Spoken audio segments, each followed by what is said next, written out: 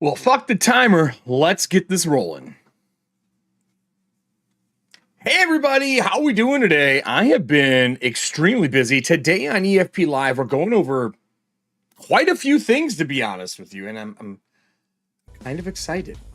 So today we're going to be going over the most anticipated games of 2025, according to the poll on EN World. We're going to be diving into doing an ETHUANTIA Live, or EFP Live version of ETHUANTIA Dreadfuls as we set up for some new games for Living ETHUANTIA. And then last, we're going to dive into finishing up our Cyanide. I've done a ton of work on it over this week, and we're going to be going through and polishing up the mishaps table, putting us at the end of that class, which means that all three of them are going to get compiled and put out into a PDF. So enough of that. Let's head over to the table. Let's get started with this most anticipated games of 2025. So I have been looking over this a little bit. I first saw this on, what was it? I think I first saw this 3 weeks ago. Yeah, 3 weeks ago. And not 3 weeks ago, I'm sorry. I saw the poll for it 3 weeks ago. And then I saw on, you got it, RoboCop. I saw on Sly Flourish that he went over this, and I figured I didn't even vote. I didn't even know there was a vote available for us, because by the time I saw it, it was already over. So Morris had asked, which is the owner of EN World, people do this. He was very specific about how to do it. And this is who's in the year's top 10. They've been doing this for a couple years now. I'm going to guess only like two of these are ones that are in my top 10. I didn't finish watching Sly Flourish because I ended up working. So I'm kind of curious to see what we get there. In honor of the RoboCop mug, I am using my monster mug because I figure that's kind of what his head looked like after the shotgun blast, right? Just saying. Boom, headshot. So, let's see what we got here. Nominations were all nominated, and votes were voted, and now we have the final results. It's the year's most anticipated TTRPGs, as voted by you, well, a few thousand of you. Just like we do every year, the EN World community votes on games they are looking forward to. Here is last year's top 10. Spoiler, the winner was Shadow of the Weird Wizard. You know, I would have said Shadow of the Weird Wizard was mine as well, looking at it. But what else was on here? 13th Age, Star Wars Force and Destiny. These are the winners all the years. Okay, so I gotcha. So Weird Wizard won last year. So 13th Age in 2013, Star Wars Force and Destiny in 15, Rifts and Savage Worlds in 16, Trudvog, I don't know what that is, Chronicles 17, Vampire the Masquerade 5th Edition 18, Savage Worlds Adventure Edition 19, Dune in 20 and 21, Twilight 2021, Blade Runner in 22, Pendragon 16 and 23, which is an amazing system, and then Shadow of the Weird Wizard and 24. Now, before we dive through all of the other ones here, I would have said that Shadow of the Weird Wizard would be my looking forward to as well. I am a gigantic Shadow of the Demon Lord fan. I think it's probably in my top 3 to 5 systems, depending on my mood and what I'm looking for. It creates something that you don't see in most RPGs, which is the ability to make what you want without getting overburdened by rules. But I really love the layout in Shadow of the Demon Lord. And in Shadow of the Weird Wizard, it's so clean and odd, and really just so much verbiage and word to read. Like, I feel like I'm just eating marshmallow fluff the whole time. I don't know. I'm going to give it another go because I love Rob's work, but it has been hard to wrap my head around picking up Weird Wizard and running it. And I support it. I love what they do. It's just, there's really a lot of, it's a layout. I think it's the layout for me. There's something about it. But I'm going to dig back in. Maybe we'll go over it live, maybe on the show, and look over Shadow of the Weird Wizard. We'll actually make a character and see if it strikes home that desire to run it. Because, god damn it, I fucking love Shadow of the Demon Lord. I really, really do. But anyway, enough of that. Let's take a look at 2025 and see what the most anticipated games are. I I expect to see a few of the normal hitters on here, and I wouldn't be surprised if we see 13th Age on here again. Everybody wants a new version of 13th Age to come out. We'll see if it's on here. So, what do we got here? Starfinder 2nd Edition. This is a pretty big one for people. I know a lot of people are really excited about Starfinder 2nd Edition. I played a lot of Starfinder 1st Edition with a group online during COVID. Probably the most I played of it. I enjoyed my character a lot. I quickly learned that that system was like Diablo, where it was constantly a gear grind, and you constantly were looking for new fucking gear. And I didn't like erasing my sheet every time I leveled, because your gear has levels and it's required that you upgrade your levels as you go. With that said, if you play the first Starfinder and you want a solution to it, I've said this before, Owen has a really good way to do guns that level with you versus swapping your guns out. If you look up Owen K. Stevens' work on Starfinder, look up his weapons and armor, you'll find what I'm talking about. I'll put a link down below, actually. I'll make a note. But it's really hard to play the first edition without having like a dry erase character sheet or a digital one. Problem with digital, the only thing that was available was Hero Lab, and yeah. So Owen weapons, I'll make sure this is in the show notes. I'm writing this down now. But I mean, Starfinder 2nd Edition, I'm assuming this is going to be like Pathfinder 2nd Edition. I think you're going to see the same action economy come out of it. The biggest thing that I would want fixed out of this is spaceship combat. It's the number one thing I would want remedied. I feel like spaceship combat is a rough one in here. I really, really do. I don't know. I should be recording this. I should have recorded this. I'll clip it out and make a separate video out of it. But I feel like that you should have made Starfinder ship combat more like Star Trek, less like Star Wars. But when they started to make ships with Ninja Theory, I think is the company, and then that blew up in their face, and it was just a nightmare. But in this one, you're getting 2nd Edition. It looks like we're getting... Inside the playtest for this edition, you'll find 6 new classes, 10 new ancestries, new skills, new feats, futurist equipment, including augmentations and upgrades, new science, fantasy, spells, and more. That sounds good. I'm curious to see if it's 2nd Edition. This one's controversial. A lot of people were upset that Aliens was already making a new edition. Like, could you imagine if D&D said that they were making a new edition just a few years after? Oh, wait. They did that with 3.0 to 3.5.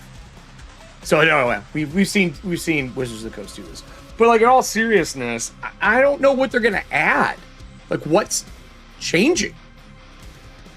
And it always scares me when a company says this. Right here. Fully compatible with previous releases of the game material. So you're keeping the same rules. It's not new mechanics. You're adding the canon, I'm assuming, from Romulus and the TV series. Like, couldn't you have just put out a splat book for those two instead of reprinting the whole book? Like, what exactly are you doing? I'm curious to see how this goes. And you all know I love Free League. I just don't know if it's necessary to make a new one. It's always weird when you have to deal with IPs, because new IPs a lot of times are... they're going to be a problem when you have to update. Like, maybe that intellectual property holder is saying, yo, you need to add this stuff to your book. Maybe that's why they're reprinting. I don't know. Or maybe they're doing it before they lose the license. Or maybe they have to print so many books to keep the license. Now with 30% more xenomorphs. I mean, if that's the case, you could have put out a monster book. You know what I mean? So I don't know exactly why they're doing it. I'm not, sorry Free League, but I'm not as excited. I'm excited to look at what you did. I'm excited to be proved wrong that this is worth the reprint, but I was really surprised when this was announced. We'll see. We'll see what happens. There she is. 13th Age. Dirty little secret. This is one of the games that I have not played yet. I haven't played the original 13th Age. I know people adore it.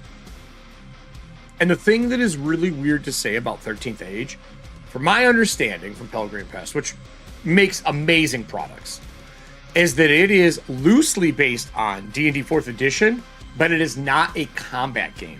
It is actually more of a theater of the mind RPG game. I can't believe I'm saying that out loud. But the structure of 4th edition, which is basically a miniatures game, made an RPG.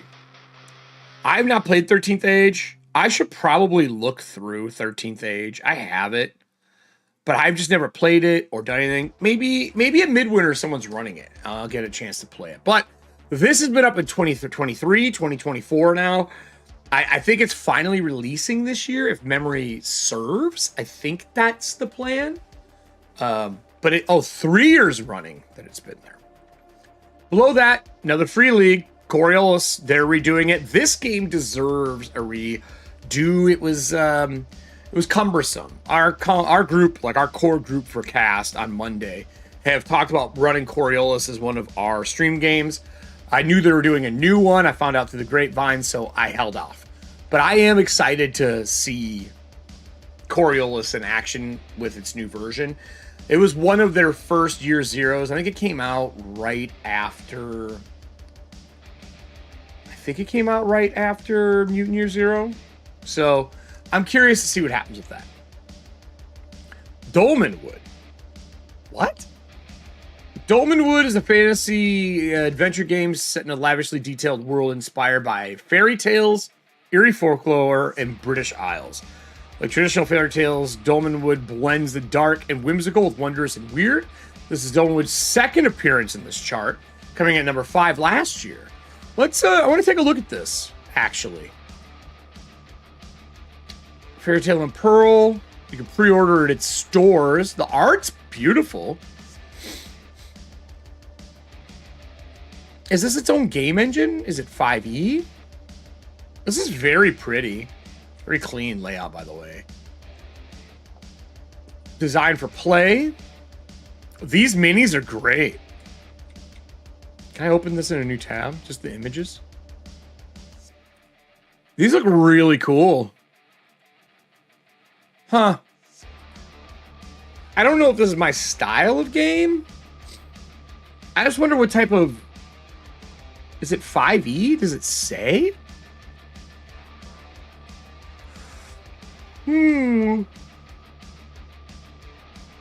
Oh, it's Kickstarter. Oh, I do remember this. Hold on a minute.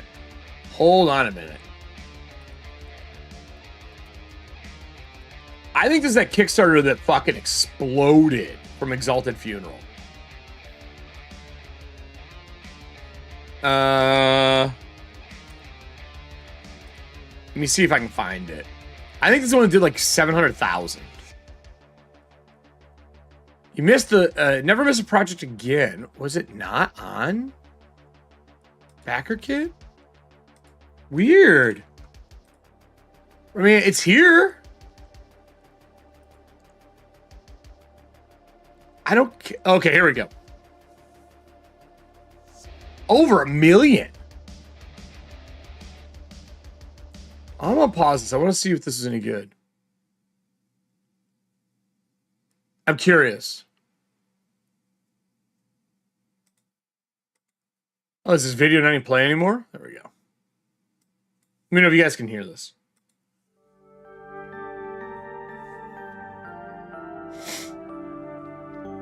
I never watched this. I love the painterly style, though.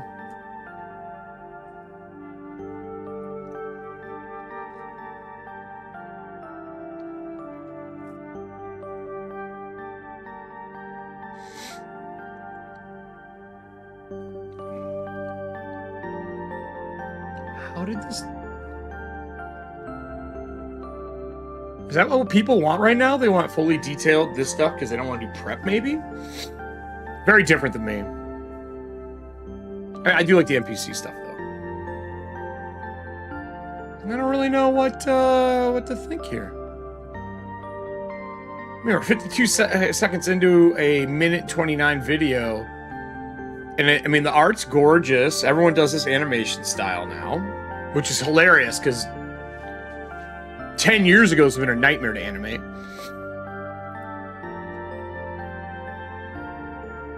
But I don't... What made everyone so excited? That Dolman would have a previous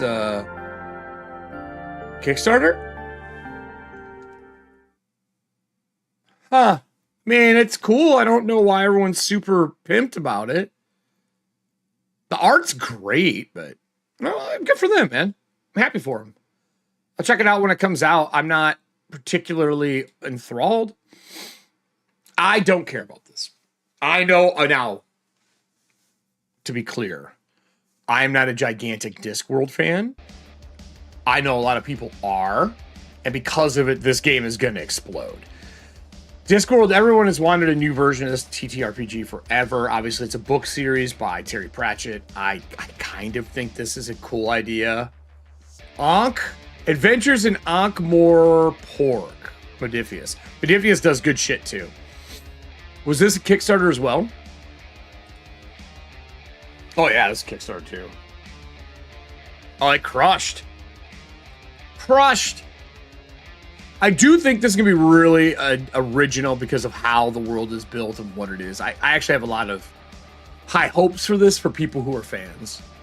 But, hey, that's the next one up. That's number 5. Number 4, we knew Draw Steel was going to be on here. Draw Steel is the MCDM production. Very 4th edition inspired, but way more tactical based is my understanding of people doing playtests for it. I have not done any of the playtesting for this yet. This is different than 13th Age, which is the other 4th edition inspired setting.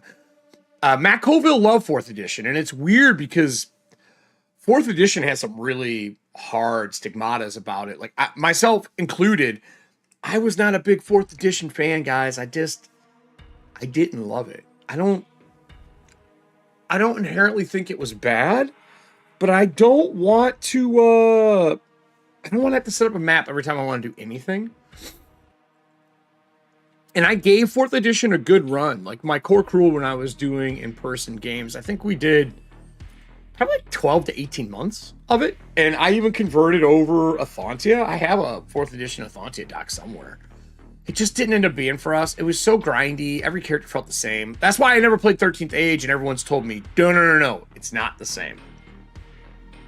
I don't know if Draw Steel feels that way, but they are an amazing... excuse me. They are an amazing team, so I can't imagine them not making the most polished thing possible. I own all of this stuff from MCDM, you know, all their zines. I wish they wouldn't have quit their zines. I love them. But I'm curious to see what happens. And of course, the next one's going to be Daggerheart, everyone. I mean, that is Darrington Press. That is the tabletop production arm of Critical Role. I've played it. I've looked over the characters. It is fun. It is very narrative driven. I do find the dice mechanics cumbersome. The DM side, and I know I shout from the rooftops that the player side and the DM side don't need to be the same, and I do believe that. Not having rolling in all of the stuff from Monte Cook Games kind of taught me that you don't have to have both sides of the screen use the same rules for narrative gameplay. We're not being competitive, you know, it's about ease of storytelling. But there was something about the way the 2d12 system and having to use a d20 on the player side and the GM only using d20. It just, I don't know, man. It just didn't stack up the way I wanted. I will say, easily some of the coolest character sheets I've seen. Character sheets that I've seen. They really nailed the sidebar mentality down, where that sidebar gives you all the extra information that you need. Character sheets. Not shits. Sorry, Critical Role. I do have a couple friends that work at Darrington Press. Excited for that. What is... Oh, Brian Sanderson's. Dude. Brian Sanderson's work for Mistborn is amazing. My first Mistborn book I got... I think it's sitting up there. I still haven't finished it. I got it playing Iron GM. It was one of the rewards one year. And that would have been Might be book 1. Hold on. Let's get it. Let's see what it is. Hold on.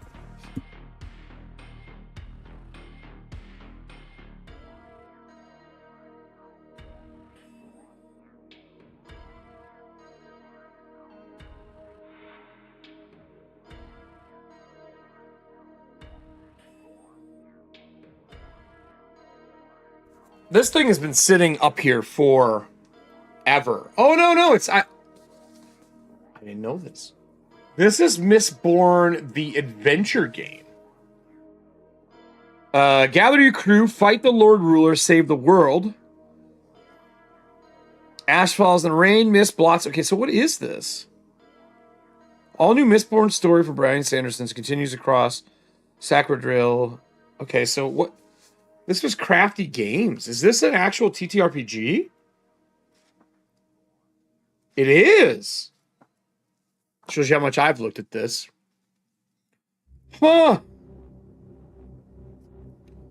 This is much, much more than your everyday role-playing game. It's a breathtaking look into the world of Scadrial, combining an open-ended yet enticing detailed setting with a masterful innovative system, revolutionizes the view of tabletop gaming. Quite simply, this book is a work of art. This is from Shard. I didn't know... That's a young Bryan Sanderson. I didn't know that this was a TTRPG book. I thought this whole time it was something else. It's actually a novel style, like hardback book. How did I not know this? So this, I guess, is getting reproduced in a Cosmere the role-playing game from Brotherwise. This is the original. I mean, I got this. This might have been like the 3rd year of doing. I don't think Crafty Games is around anymore. Let me see if I can find a print date. I just happen to have this sitting over here. 2012 was the first printing of this. 2012. And to be honest, like, I have it. I never played it. I never looked at it. I just got it as a reward for Iron GM for whatever the fucking year that was. That's wild. But here's the thing about this one I'm a little worried about. This was a very expensive Kickstarter. Check out the cost on this. So, first off, one of the highest grossing ever seen. That is insanity. Is that Wayne Reynolds? Bro, that looks like Wayne Reynolds art to me. That might be Wayne Reynolds. That looks like Wayne Reynolds art. Yeah. Let's see what this video is.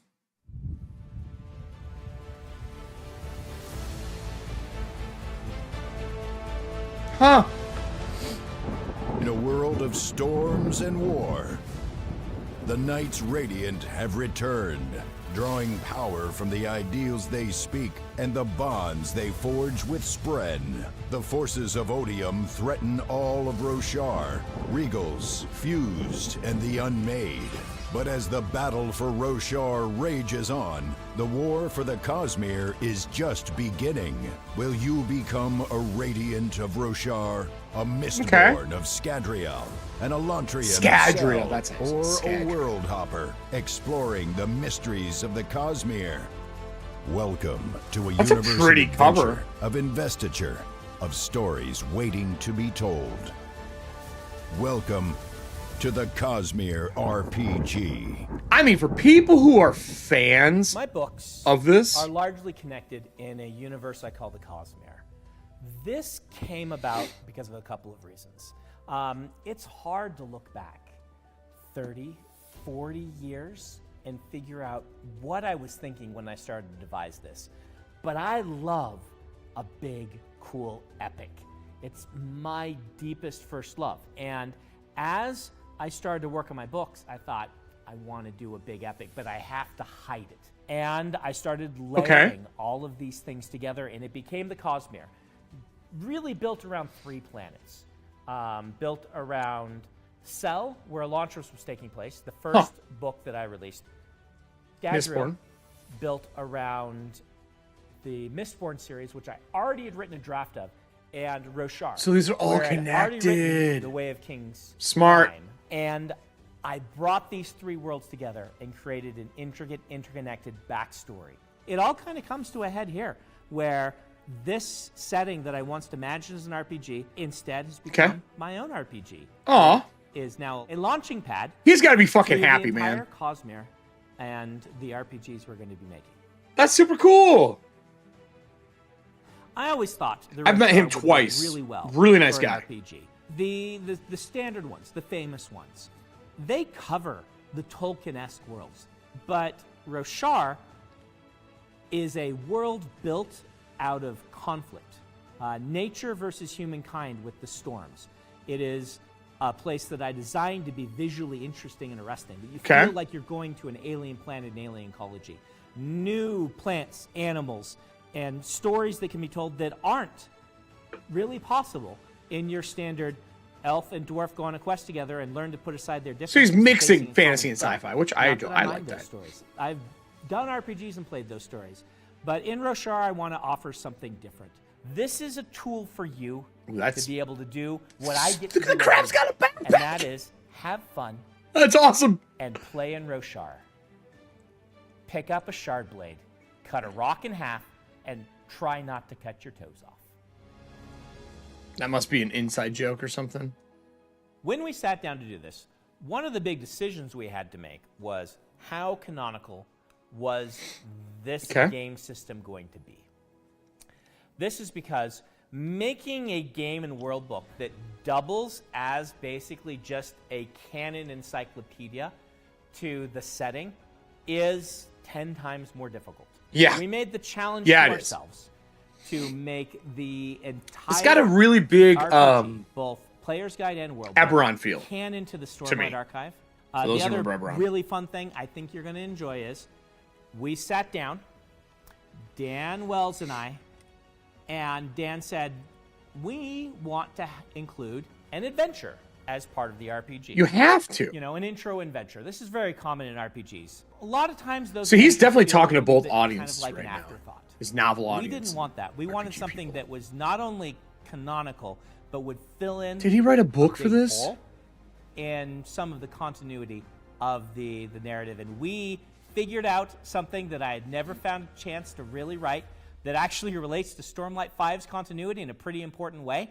And you get to play the people who were involved in that. Smart The play. campaign's called Stonewalkers. And I'm not going to tell you anything more about Yeah, it. right, than Nick? That. But it will introduce Welcome to the show, you bud. to how to play with this. And Dan and I wrote this thing, and it is Bravo. canon, though your players are allowed to make choices that won't actually be canon, because I won't know about them. He does look like a Merklurker. You're right. It's been a little bit hard to keep secret the fact that this is going to actually be a Cosmere RPG and not just a Stormlight RPG. For about 2 years, we've known that we were going to do this, but, you know, I like a good reveal. So here's to the fact that Fair. we will have some more books coming for all the major planets in the I love those robes, man. and Except that is our for plan. Our plan is Yeah, for this they'd to be be tangled. a long-term endeavor. For this to be getting support, as long as I am writing new books in the Cosmere, that we are supporting this RPG. And so we're in it for the long haul. We hope that you'll be in it for the long haul. And I don't that know, you'll be able Nick. to keep your excitement and to Didn't ring a to bell to be me. worthy of your trust as we build this out from Roshar into all the planets of the Cosmere. Well, that's super good. Good for them, man. I'm glad they did it. Like I said, I didn't know mine was the original one, the Crafty from 2012. But I mean, this guy blew it out of the water, right? So good for them. I'm pretty sure that is Wayne Reynolds' art, because that looks like Wayne Reynolds' art style. I'm trying to find just that cover. I don't see it. Man, pumping money into this one. Motherfuckers, look at that shit. I think that's Wayne Reynolds. I'm like 99% sure that's Wayne Reynolds' art. But it definitely has an Eberron feel. Anyway, good for them. Happy for them. That's super cool. Everyone's really excited about that. That's the number 2 spot. I have never fucking heard of this game. So Legends of the Mist, Son of Oak. is the most anticipated. Now, what I heard rumor-wise is that while this Kickstarter was going on, they got nominated for this, and they pimped it to all their backers saying, hey, we got nominated, give us a vote, which I personally don't think there's anything wrong with that. Like, sweet timing for them. It's great. It's really great marketing and press for them. Now they got to live up to it, though. I've never heard of them. Rustic fantasy tabletop RPG based in the acclaimed city of Mist. Spin a fireside tale of unlikely villagers setting out on a quest into a greater unknown world, rife in pearl and mystery in the vein of Lord of the Rings, The Wheel of Time, Princess Mononoke, and many other classic stories, or fantasy stories. Or create your own legend. Realms with the game's open-ended system. My thing is, I have played this style of game 1,000 times, but I think it'll be good for other people. I think it'll be good for other people. We'll take a look at it here, too. What did you say here? Dan Wells is a horror author who was on a podcast, Brian Sanderson, about writing back when he was just putting out Mistborn. Yeah, he was everywhere when he was doing Mistborn. He did the circuit. So we missed out on it, but I would like to see what it is. So let's check out what this is. This is the #1 spot right now, and it only did 855,000, but they had 8,156 backers, and they got to pimp this out to their people. So I get it. I'm not dissing it. I think it's good for them. On a mountain pond, a crow calls at dusk. Art is gorgeous. The wind blows through the ruins of an ancient tower. Shadows move deep in the forest. Creatures of twilight creep once more into the wetlands. The taverns broil with rumors of war in the north. The seed that has slept so far is now awakening. Something is amiss outside of the dales, and it is up to you, a measly villager, to uncover the truth. It is time to buckle your scabbard, to sling your satchel of herbs, and set out on a journey That's cool. that will change you forever. They're not kidding. It's a very Legend in the Mist, basic a new narrative table RPG. from the creators of City of Mist. Oh. The feeling of a fireside Oh. story detail. I remember City of Mist. I now know why this is important. I know why this is important. Can affect gameplay and personal story arcs that transform player characters. Join us, companions. Legend in the Mist, now on Kickstarter. Okay, cool. I mean, the art is gorgeous for this. Like, I get it. I think they got the #1 spot because they had, 8150 backers.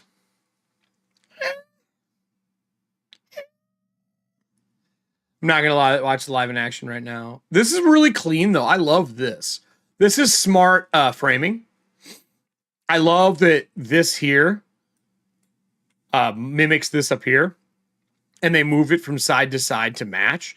Really fun, like back and forth framing. It's good. It's really good. It blends into the page. This subtle little piece here that you can maybe see on screen also does a really good job of making it blend to the page. This is a very pretty Kickstarter. Very pretty Kickstarter. Good for them. So that's the #1s. So here's the cool thing. I remember this last year. Previous winners of the annual EN World Most Anticipated TTRPGs. These are all of them. Boom, boom, boom, boom, boom, boom. Shadow the Weird Wizard, man. I'm really surprised by that. Really surprised. Numenera didn't win, huh? Wow. Dragonbane didn't win. King Arthur did. Yeah, there's some fan service kind of shit in here. There was no second edition.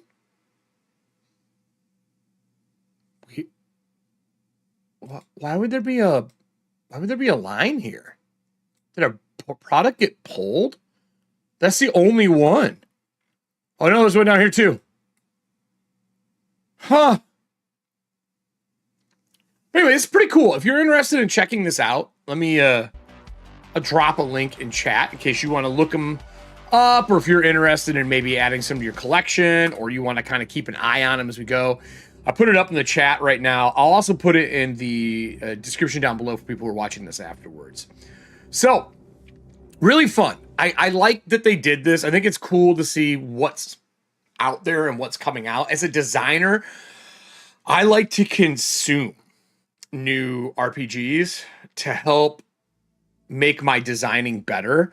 I found as soon as I started playing more games, my overall ability to design improved dramatically. And because of that, I really started playing as many things as I could. Oh no, D&D 2024 didn't make it. Yeah, fuck them. I'm gonna be at Midwinter starting Thursday, and I have to run D&D because that's what everybody started doing. And because everyone wants to play D&D, I have to run D&D. I don't really have a huge choice on this one. Turn that one off. It's a little bright. And it's my least favorite thing to run, but I do love seeing how excited everybody is when I run a game, when they're learning a TTRPG. I just wish I had the ability to run other things. A buddy of mine who owns a TTRPG company, who's done design work for, I think PF1, the little for PF2, like as a third-party publisher, a lot of 5e like everybody else, working on his own system, just started playing one of my favorite games, which, Nick and I and a lot of other people will know, but Shadowdark. He just started playing it. And he told me, I know I'm late to the party, but this game is amazing.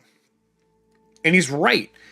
If you want to teach someone to play TTRPGs, you want something really simple, or maybe they've dabbled in 5th edition, but analysis paralysis sets in, or there's just too much for them, this is a great book to start people on, but it's also really good to grow with. It's easy to design around because it leaves a lot of room for building. And there's so many good random tables in a great GM section. You can really turn Shadowdark into something quickly for you and your group. I recommend this if you're not using it. So Brian, my buddy, has started playing it, and he's like, the game is a riot. It's so fucking good. And it is. Like, the classes don't always feel the same. All that kind of stuff. It's pretty great. D&D 2024 will be nominated for 2025. Yeah, maybe. Maybe. They could have nominated it for this year. That's actually not true, Nick, because it came out in September? That vote was after that. It easily could have been put out. Because it won't be put in there as a complete set. It will only be the player's handbook. It'll only be the player's handbook. I will say that the new DMG is solid. People say it's their best, the best that's out there. I actually do think that Tales of the Valiant put out a better DMG than 2024. But I'm not reviewing anything to do with Wizards. I'm not reviewing any of the positives. I won't. I will absolutely live in their downfalls, though, because I feel like that company needs to clean up their act before I can support them properly again. But what I really intend to do is just not give them much airtime unless I have to. Like, for example, we aren't going to talk today about the fact that somehow gambling now is involved with D&D. I don't know how. I'm not surprised they've had, slot machines and shit like that for D&D over the years. It's an IP, like they're selling an intellectual brand. But yeah, they're just kind of fuck show thing. The problem is to do well on YouTube, I have to make clickbaity shit. And that means I have to make a clickbaity fucking D&D. So maybe I will cover it. Maybe I'll go against my own better judgment. Maybe I will cover it and light it on fire, because I do like lighting them on fire when it's necessary. I do give them their props when they do well. Like I said, the new DMG is good. Oh, I was only joking about Wizards of the Coast screws everything up, so PHB 2024 being nominated for 2025 seems like something they would do intentionally. Gotta help them stockholders, man. Gotta help them stockholders. Anyway, so yeah, I'm excited to not play D&D anymore, but it is what it is. So we are going to be doing a couple other things. We're going to be doing I got to roll some new Living ETHUANTIA stuff. I'm going to roll them live on screen here because I want to roll them up. I'm just going to do text notes for them. We're not going to do anything major. And then I'm going to do, I'm going to show you Cyanide. Cyanide's basically in a pretty finished state right now. So let me pull up, where's it at here? Where is my Dreadful? Dreadful Creation Guide. Let me pull this over here. So this is the Dreadful Creation Guide that I made for ETHUANTIA. I've been working on this for a while. I wanted a way to help people run games in ETHUANTIA when I go to publish it. And I love random generation tables. I feel like they really help new GMs, but I think it also helps new GMs coming to your system. Not that they are personally new at stuff. So I made the Dreadful Creation Guide. I've rolled some random ones up, but we're going to be rolling up 2 more today. I'm going to be putting notes here for them. So let me just get my note stuff up over here. Let's see here. We're going to go Dreadful. What Dreadful are we on? I should probably just pull up my Dreadfuls, to be honest with you. Dreadful Prep. Is this the right one? What's the creation?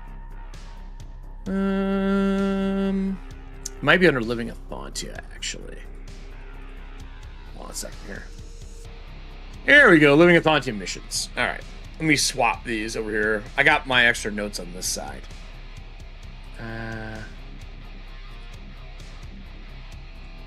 Living. It's Living ETHUANTIA missions. Where's the swap button? There used to be a sexy ass swap button. Did they get rid of it? Yeah, whatever.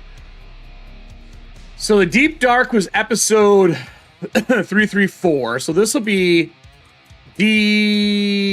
I can't show this either because it actually has information on it that people haven't done yet. We're going to be doing Dreadful Season 3, Episode 5, and Episode 6 today. I'm just going to roll up and take general notes. DS3-E6. Oh! Serving Hand, you might know this. Has anyone heard anything from Drew? I know he's got a lot of like fields and brushes and shit out by him. Is he fucked? Is he in Fire Zone and Cal? I haven't heard from him, and I texted, but I haven't heard back yet. Wizards of the Coast just following suit with Disney and all the megacorps who thinks they're too big to fail. I mean, true. With the current political lobbyist structure, everything with enough donations behind it is too big to fail. I mean, sort of. I will say when I was starting out as a GM, I found random tables so intimidating because I wasn't sure how to apply them. And I was confident in my ability to improv. Yeah, and you know what though?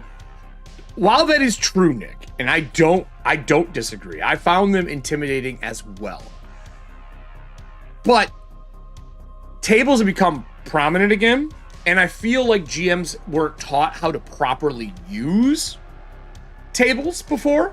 I'm definitely gonna be writing up that they are sparks to spark interest. I'm also doing a step-by-step guide on how to use the tables to create a Dreadful, which is part of why I've been rolling them this way, like testing it myself instead of me just making them up. I am literally rolling on the table every Dreadful we have played so far. I think we've done 4 so far. I am writing up this way. Like we just did Whispers of the Soul on Sunday, which was a rolled up one. So I was super excited to kind of set that up and see how it works. He just marked himself safe on Facebook. All right, thanks. God, Jen was asking. Let me just ping this.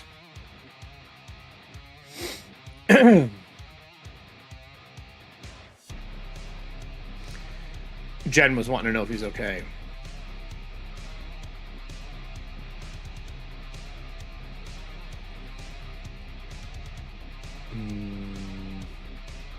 All right. Well, I'm glad he's okay. Let's see here. So, let's go back to the Dreadful. I'm gonna have you guys help roll them up. Have I recorded them as demonstration aid? Are you talking about rolling them up? No. So once the product is finished, I am going to do one of rolling one up and how to use it. But I mean, I am doing it now. They're going to get clipped out for that exact reason. But I want to wait till they are in in layout. You know what I mean? Because until they're in layout, they don't look good. Like, look, like, this is a document. This isn't even a finalized piece. I'm going to grab an allergy pill here before we start this, everybody. Just because I don't want to be coughing through this, and I can feel it.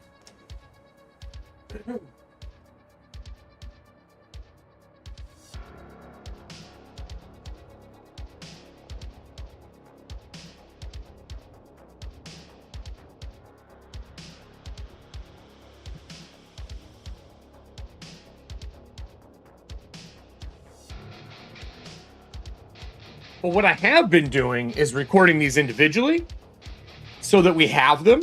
So like today, I'm going to record this one as we make the Dreadful.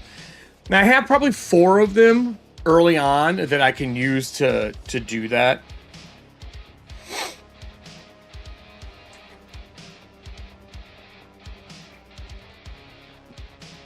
So we'll see.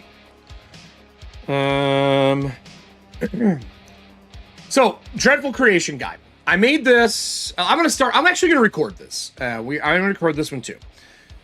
So I'm less worried about how good it is, and I'll edit it later, but we'll record it up. Do I want to go from a start screen on this one? I'll just make a reminder to myself. So I'm going to start recording it. So Eric, reminder, you're probably watching this, editing it. Clip this part out, add a screen in front, blah, blah, blah. So today we're going to go over one of these lovely Dreadful creation guides and how to use it and how to make your own Dreadfuls or adventures if the word is new to you. And we're going to go through this step by step in my process and how I use my own doc, my own rules to create my adventures for living ETHUANTIA. So let's roll over to the table. So this is the document that I use, right? If you are part of my Patreon, you will get access to this stuff as we go through, and as I update them, you'll get new versions every month. That's the same as my Living ETHUANTIA, my War Paint, all that kind of stuff. You'll get access to those. And then when the final ones come out, you get first dibs on seeing the PDFs. So I broke this down into 5 steps, but really, I'm going to be honest, it's like 8 or 9. It's just, you have to decide which thing you are doing. The reason I say that is, step 1 is a set piece, review PCs and story, right? Which is important. And then after that, it's find a map or make a map. Like, you need to decide what type of map you're going to do. I work in reverse. I really like finding my map. Sometimes I'll do that as step 1, because I find it easier to design around a really cool map versus say, making a story and then trying to find a map that fits it. This comes from my years in design work, where if I was doing cartography and they sent me an adventure and said, please draw a map based around these words. And then you would do it. And then they would change something in the story and they would want you to change the art, which is ridiculous because it's so much easier to change the words than it is to change the art of a map. Really is. You're deleting and typing a couple words to fix it. But for many, many years, it wasn't designed that way. And I learned as a GM, it was easier for me to find a map and build a story around it. If I had to draw over top of a map, I will. But today, we're going to do it in the order of set piece, review PCs, and story. For this one, it's open-ended, so I need to make sure it's open-ended. Find a map or make a map. I'm going to be using probably a city or a town for this one. But I'm going to let the set piece kind of decide that for me today. And then step 3, scenes, 4 to 5 scenes, 3 are flexible. There's going to be a description later on what that is, but basically you want 4 to 5 scenes for about a 4-hour episode or a dreadful. And you want 3 of those scenes to be flexible so that you can either move them or throw them away if they don't happen. That means that 2 of your scenes are concrete. I like to make the opening scene impactful. I find that if your opening scene is really good, it makes your players stick with what you're doing. They lock in. And then I usually like to have a really solid end scene and then 3 flexible ones that are plug and play. So I'm definitely in that idea of doing it. So when I'm going through these, we're just going to roll 3d20 and we're going to build out set pieces. On this side over here, I'm recording my notes. I'll drag them over later so you guys can see them. But I'm going to scroll through this really quick so you can see what we're going to be using. So you can see the Dreadful Creation table that you roll on. Set piece is number 1. Starting scene is number 2. ETHUANTIA theme is number 3.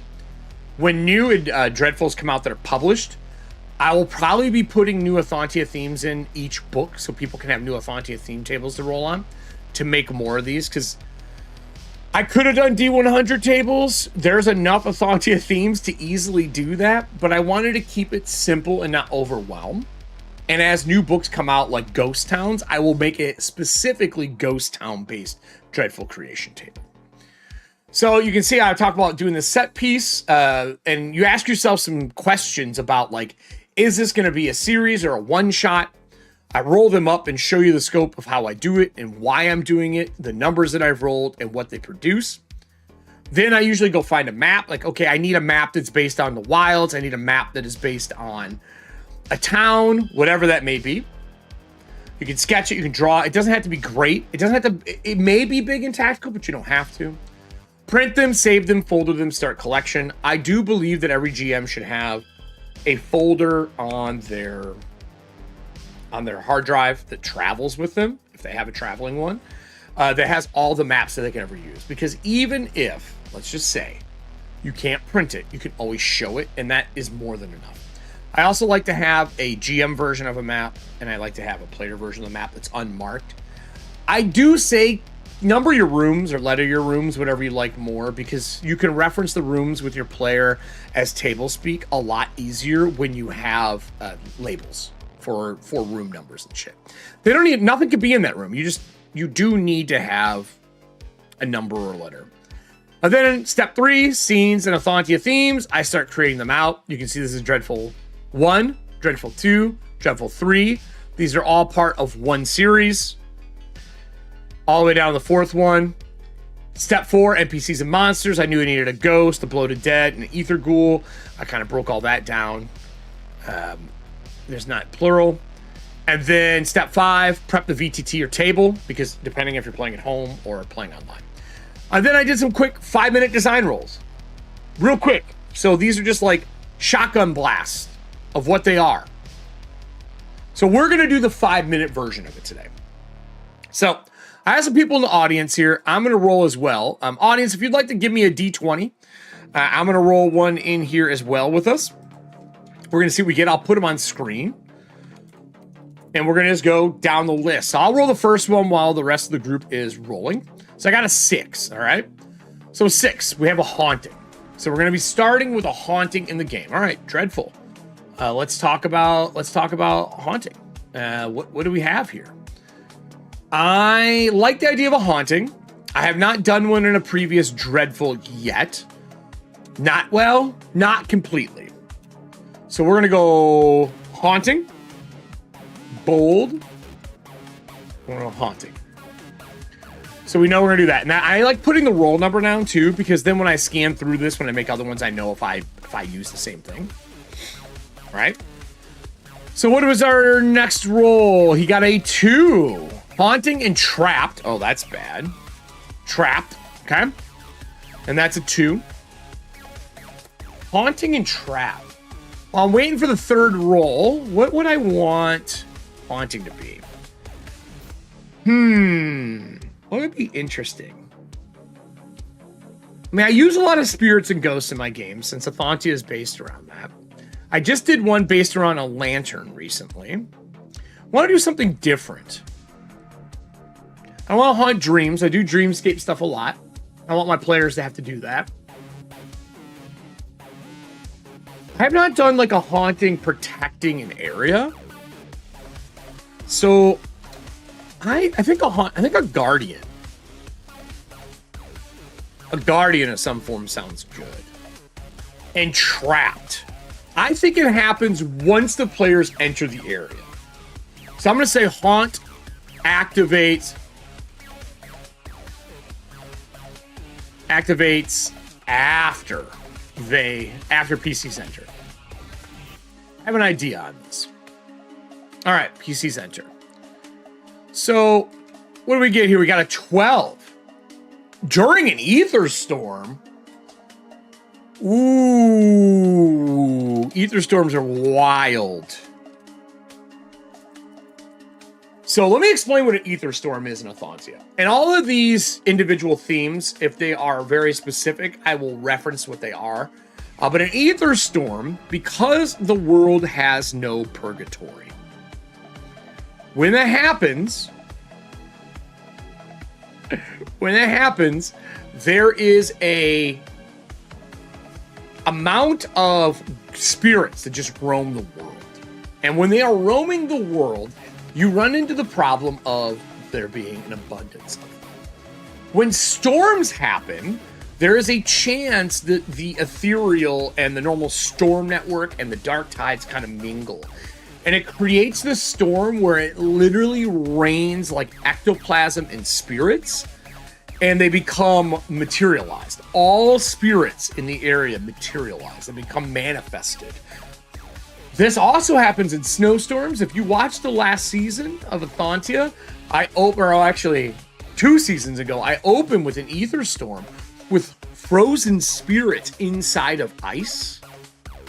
And a lot of times these storms become like cold and frosty because of the spirits materializing, causing cold. We all seen the cold breath and shit like that.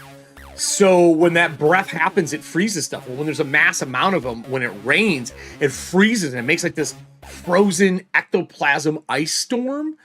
My party was so fucking scared. And there's ethereal lightning that when it strikes, it doesn't hurt the body, but it burns the soul. It cuts away like memories. And in Dragonbane, it does willpower damage. It saps willpower from you when it strikes you. So this ether storm could be a lot of fun. So we have 3 good categories here. We have 6, which was a haunting of some form. We have 2 that was trapped. And we have 12 that's an ether storm. This already changes my perspective on what I want to do. I think that we do have a guardian of some form.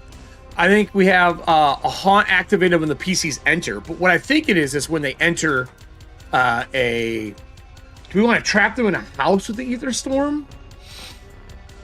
An airship? Airship would be fucked up. Like traveling. Ooh, boy.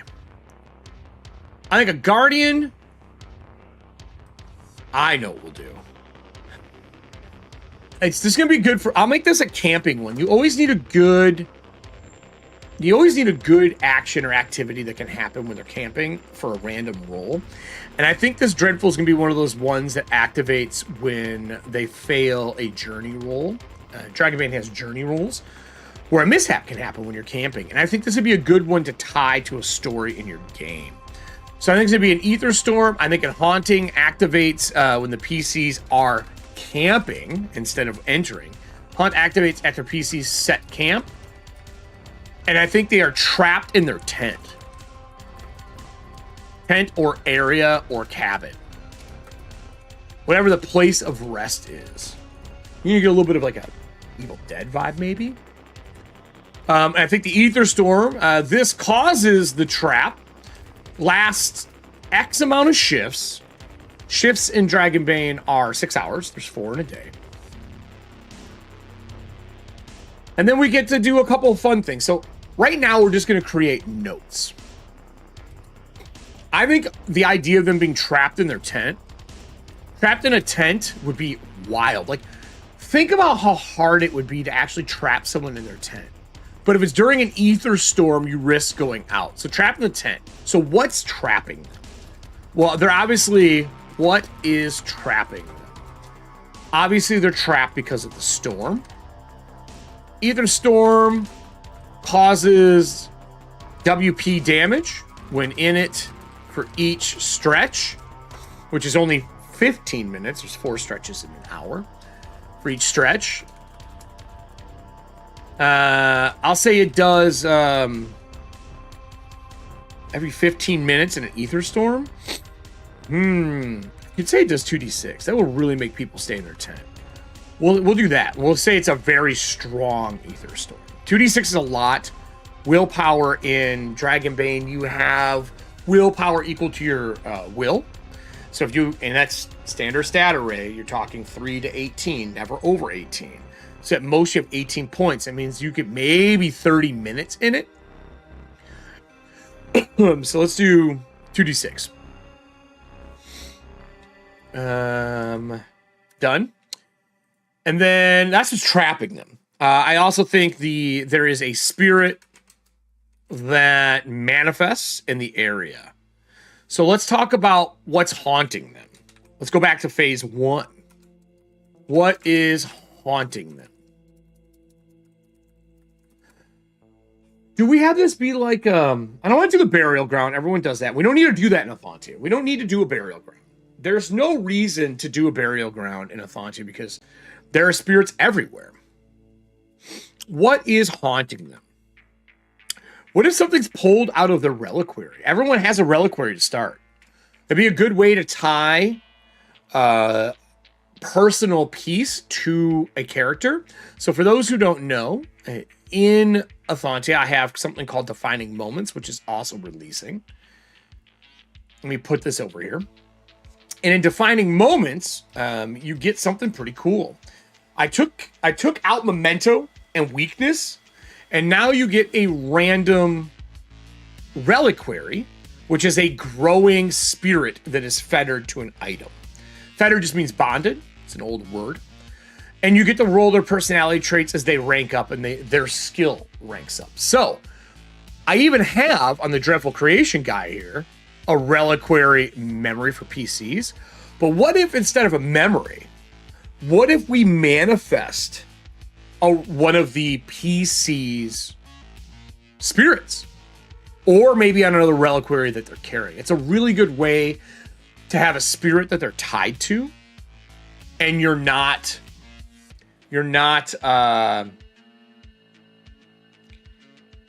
digging for a reason that those people would be involved. It's just there. It's built in. You know what I mean? Like you're ready for it.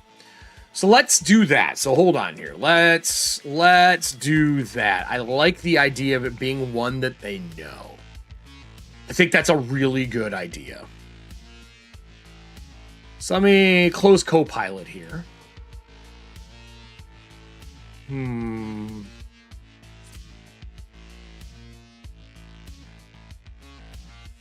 It's really good. I'm gonna bring this over so you can see it now. I haven't moved enough that I'm comfortable with. Oh, that's the wrong thing. We want living missions. There we go. So we're doing this one here. I'll blow it up a little bit for y'all. So right now we can. I'm gonna return this a bunch just so we're not. I don't want to show off the ones we're playing. So I think what's haunting them is a spirit from one of the PC's reliquaries or one that they are carrying. I'll say if they fettered a strong spirit, release that inside the tent with them. I like the idea of it being in the reflections of objects, glass, ice, mirrors. This forces them to break light and lanterns or turn them off and hide in the dark. This can make a really dangerous scenario if they have to hide in the dark because their reflections all have to be broken. I agree, Nick. I do think that an airship would be good during a storm, but I want this to be a fillable camp area. I will say we could easily do it on a ship. So what I'll do is I'll make a note here. I'll just do some notes. If on a airship or skyship, they're not called airship, skyship, this all applies, but over a larger area. Think about making this a full dreadful, and not just one, not just three, not just two scenes. I do like it too. I think it's a good idea. So we've done what's haunting them, what's trapping them. It's the ether storm. And then what was our last thing we rolled? The ether storm itself. So what is the ether storm? I think this ether storm, because they can be different, this carries this carries the fear of death in the storm. When someone steps into, oh no, fear of the storm. When the spirit manifests, roll, we want to do will. On fail, they run out of shelter into storm. The whole goal is to kill them to get a body. And I'm going to say this is for the spirit to have a body that is weakened to possess. So now we have a whole structure of what we're trying to do. And it's a quick set piece. So we know there's a spirit that's going to be haunting them.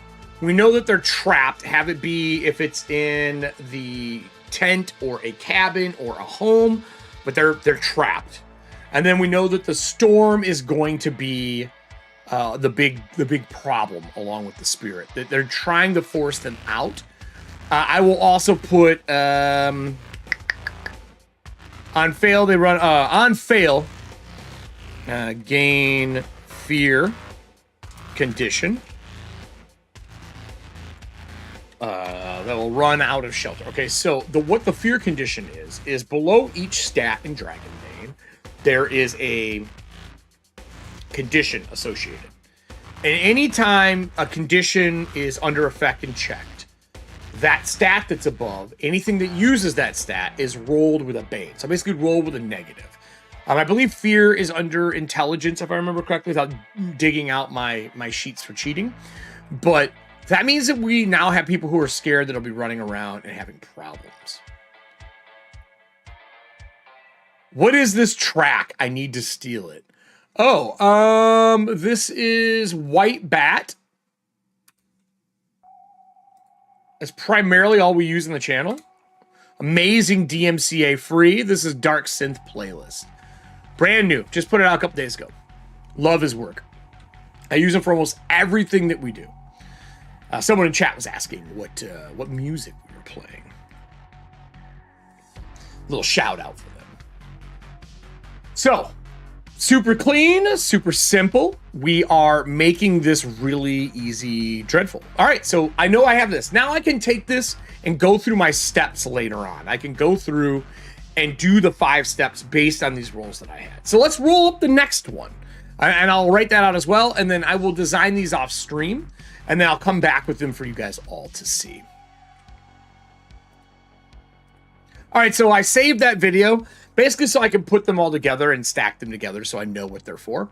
I do want to roll one more. So I'm going to roll the first one here in chat. We're not recording this one. I'll just keep it live for you all. So 1d20, and we'll do another one. See what we get. But I mean, I think this works really well. A 6. I already did that. I don't want another haunting. Come on, 1d20.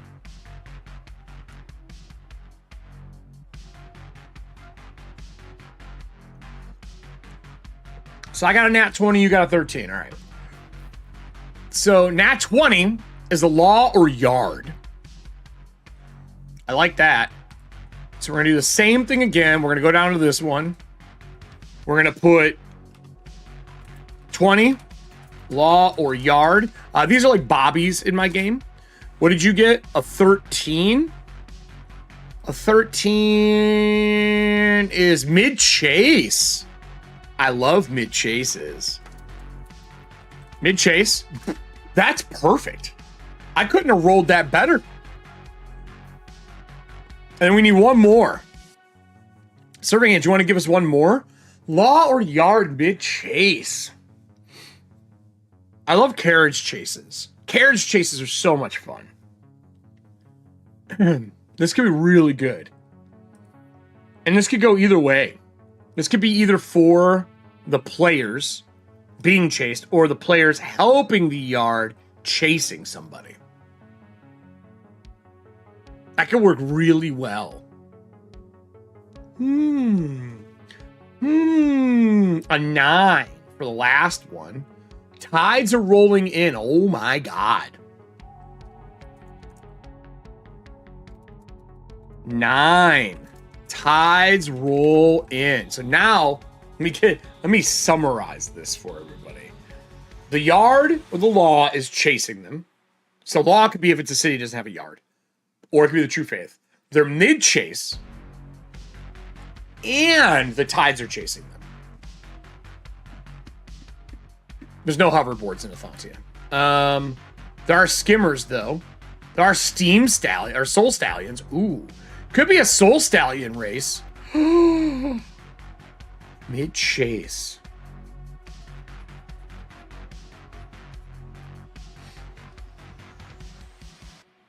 A foot race across docks to get out of the tides could be good. To get to the daylight beacons. That could be a lot of fun. Boy. All right, so let's do the same thing here. Let's copy these steps, which I did not do last time, but I am going to copy them for this. I didn't do it for that recording. I'm going to go like this. I like putting them here so we know what they are. Right? So step 1, step piece. I think this is going to be...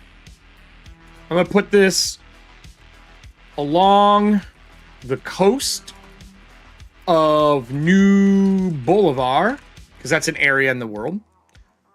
Find a map or make. I'm just going to use a... Oops. I'm going to use a coast... God damn it. I'm going to use a coastline.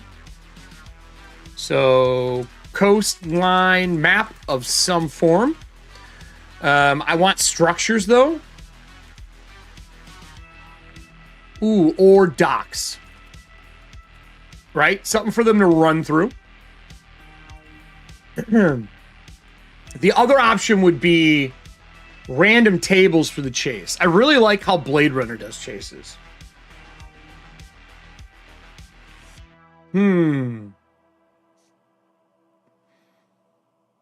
Rooftops are always fun. What about a coastline rooftops? That could be good too.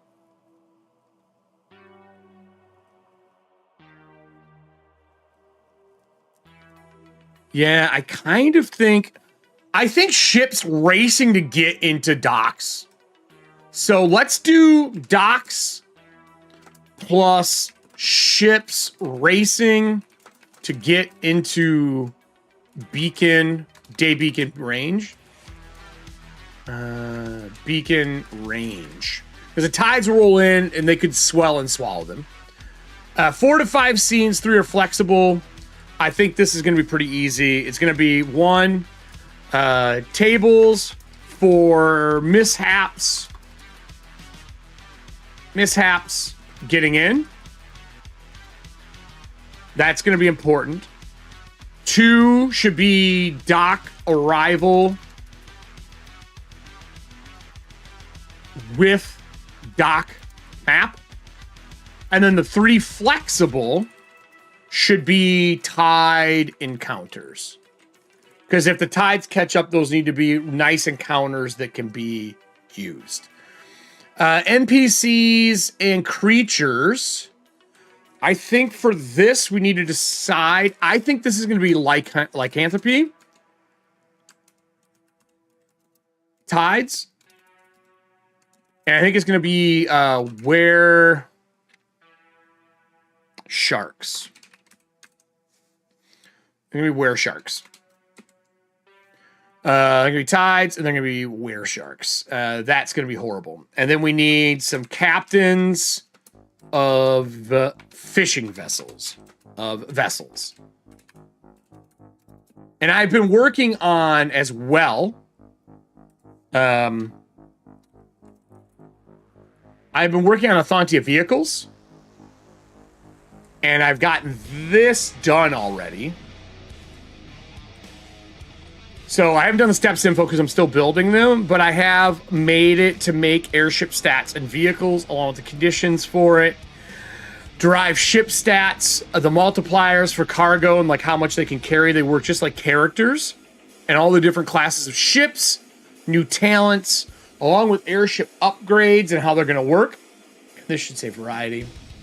Why did that happen? Nothing like editing when you were on your phone, fucking everything up. I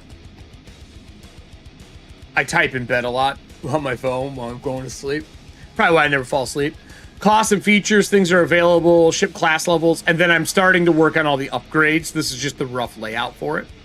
But because of that, that would let me test some of that with it as well. And they should be racing in. So this can work well. And then the last one, I mean, obviously for me, it's going to be VTT.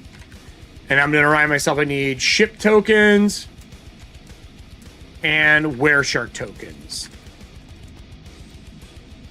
All right. So, yard or law? Mid-chase. Tides rolling in. Let's get ourselves our notes here. I think for this, they are either being chased by... I think they're with the yard. I think for one reason or another, they're with the yard. I'm going to say they're on a patrol ship or a law ship. On a law/yard ship, rushing, warning people to get back in. Either a prisoner or being warned as the tides swallow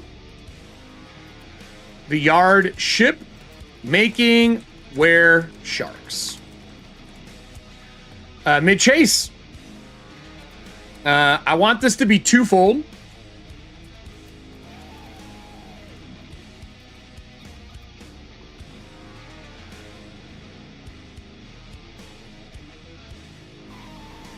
Right, yeah, I mean, that could happen. That definitely could happen while it's going on.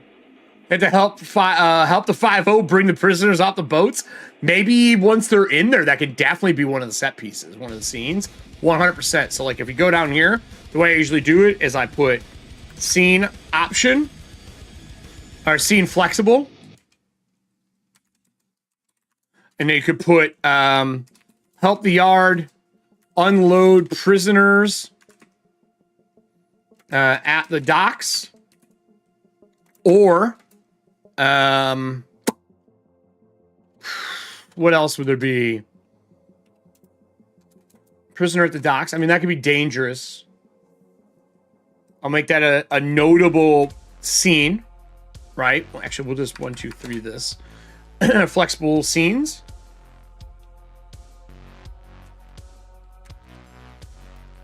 There we go.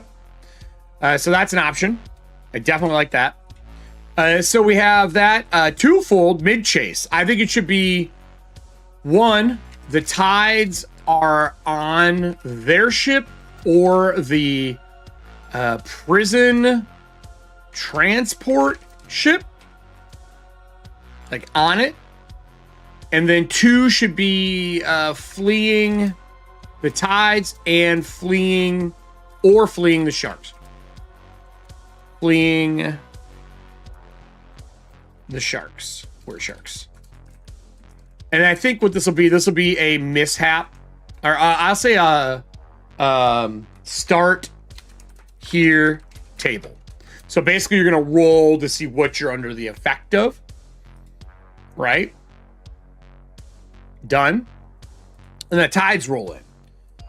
So I think right now, tides are either one fail away or on top of their ship. One or the other, right out of the gate. And that gives you a really good kind of setup for how to go. And then what I would do now is I would go through and start finding all my pieces, putting it together. I make my 3 flexible scenes. This actually should have been this, but I like making them in any order. You can actually do boxes, and I usually do this for the flexible scenes. So I think help unload the person to the dock. I also think where shark prisoners tear apart the law, and you're on the boat while you are transferring them, right? And then I think another really good one would be running across the docks to get away from the tides or were sharks. Those are the 3 scenes I think that could be really fun set pieces. I make a note to myself to have a chase table, right? So that you have something to roll on for obstruction, chase table obstruction. And then I'm going to go like this and put notes being cargo, nets, vendors, Vulg trading. Vulgs are like Skeksis in my world. Traders. What else do we have? Need something that's dangerous.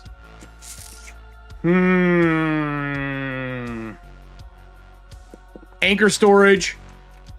Anchor and chain storage. So you can't move it. Then I think you should also have flammable oil shipment. So you got some like dangerous things for obstructions. Shark hooks? Sure. You mean sharp hooks? Oh, hooked nets. Hooked nets. Hooked nets. That's what we'll do. We'll combine it. Hooked nets. All right. Done. So those are your ideas that you can kind of use. I don't want that like that. I want it to be attached to this. And I'm just going to italicize this so I know that it's important to what I'm doing. Done. So we got this nice little piece here. Like we kind of chased it with obstructions. Go like that.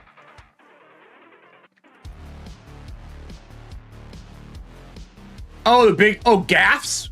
Gaffer hook. The big were shark gaffer hooks. Yeah, you could do that. Here, I'll put it on here. What did I fuck up there? There we go. Let me delete obstructions. And then we'll do large fish hooks. Because they use them for like sturgeon, whaling, all that kind of stuff, right? Done. So like I developed all these out. This is all just from using this guide. And now you would go through and fill all these out. And you can see if we scroll down here. I do this bolded. Here's what it is. This is what you're doing. Dreadful 1. This is like Adventure 1, Adventure 2, Adventure 3, right? And I've already ran 4 using this method and it works great. So I'm super excited to get this out. I'm super excited to get this out. I think it'll help a lot. And I think as I put adventures out, you can add new things. It's pretty good. And this is fun because it allows you to set, when people want to make adventures. I've noticed in D&D and in other TTRPGs, when you're trying to set adventures, people, like you were saying earlier, were intimidated by tables. But to me, tables should inspire sparks of ideas for the set piece that you're playing in. And a lot of times that's not what happens. A lot of times what happens is it sparks nothing.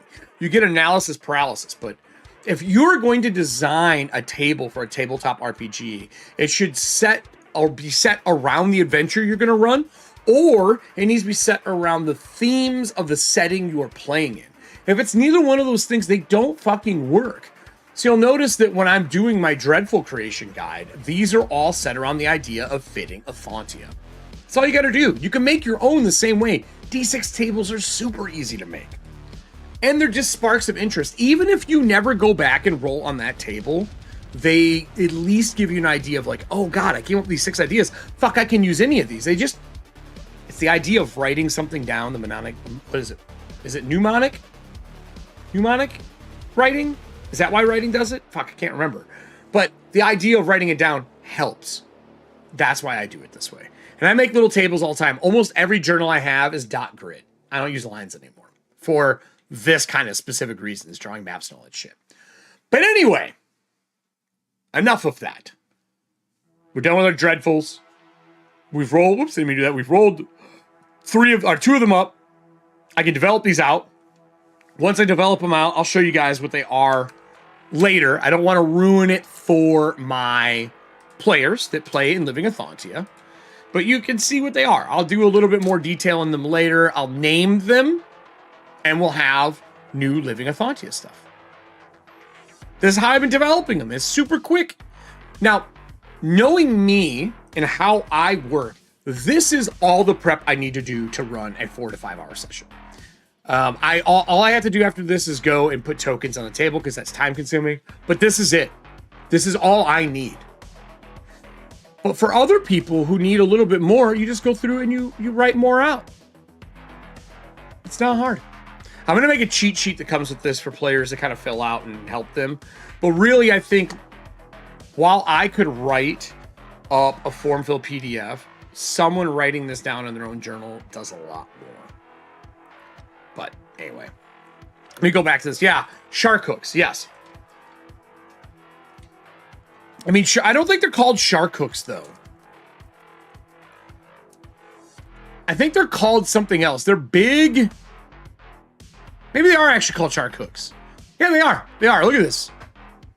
Shark hooks. Premium stainless steel shark hooks. They're the big-ass tether line ones, right?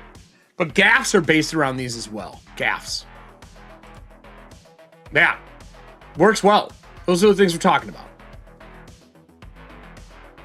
Yeah, they use it for photos. Yep, you got it. Practically kebabs for kaiju. Oh my God. So with that said, let's talk about some Shadowdark, shall we? It's time to go back into our other favorite game, Dragonbane Shadowdark. So let's talk about deving for Shadowdark. For the last couple of weeks, during the live show, I've been working on my Psylocke. I really wanted to make something that was psionic based on my nostalgic memories of loving psionics in 2nd edition D&D, but hating running it. I had the goal of making a new... I should record this too. What am I doing? Hold on a minute, everybody. I'm fucking up. Hold on. Let me reset our music. The whole reason I do these, I was so into it, I almost forgot to record. So let's do that. I'm gonna start the recording. I'll redo the speech. Let me get a little water in me. I got a scratchy throat today, which is not good. I have a lot of talking to do over the next couple of weeks. Little swallow. that was cool looking.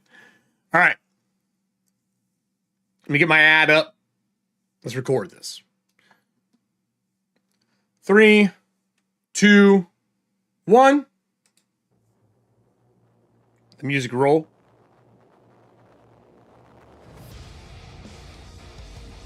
And hey everybody, we have been working on the Cyanide class for the last 3 to 4 weeks, and I think it's finally to a point to where I can show you almost all of it, and we just finish up our mishaps table today. I have a nostalgic love of AD&D's psionics until you had to run it. Running it was difficult. So when I made the Cyanide, I had really 3 goals. 1, I wanted to make psionics for Shadowdark because there is none. 2, I didn't want them to be like magic. Yes, I want you to have to roll to cast. Yes, I want you to roll to focus, but I don't want you using pre-made spells for everything. Or in this case, manifestations. So let's go over to the table and let's see all of the fun stuff that has been created. And today we'll design the rest of the mishap table. So, besides those fish hooks, that was a previous conversation. If you missed it, we were talking about fish hooks for Dreadfuls. You can find the link down below for the live show. But Cyanide is something that I really wanted to develop that was different. And I'm doing this in Canva. You'll see some notes on the side that pop up. These are notes to me for things to do. But I've made the Cyanide. Donned in heavy plate, adorned in side gems to empower their abilities. A Cyanide is trained in the art of body and mind, the perfection of war. So they get all swords, all shields, and all armor. They get a d6 per level. I didn't want them to have too many hit points.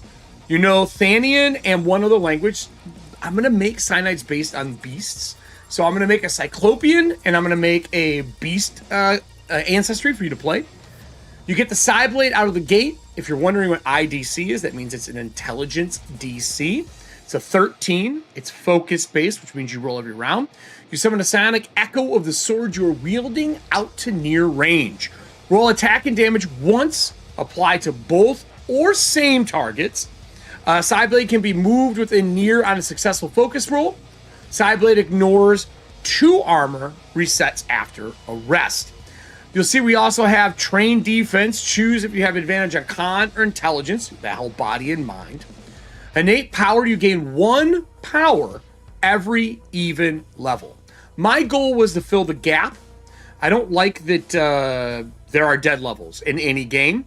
And I feel like even levels giving you a new power feels good because you're getting either a talent or you're getting something new. I like that idea. Manifesting. You can manifest psi powers you know. When manifesting, roll with intelligence against DC 10 plus psi power tier. I have this here. This is to put art down here. And to remind me the tattered edge is going to be so it blends. You can see the Cyanide abilities here. 2d6 effect duplicates equal reroll. On a 2, you can maintain focus on 2 different disciplines at once, which is really powerful. On a 3 to 6, choose psi power and gain advantage on manifesting it. 7 to 9 is +2 to strength, int, or +1 to melee. Thanks to Nick in chat who was talking about the different charts they do for the 2d6. I always thought they were all the same. They're not. They do weight them, so we weighted them a little different. 10 to 11, +1 to sword and attack and damage.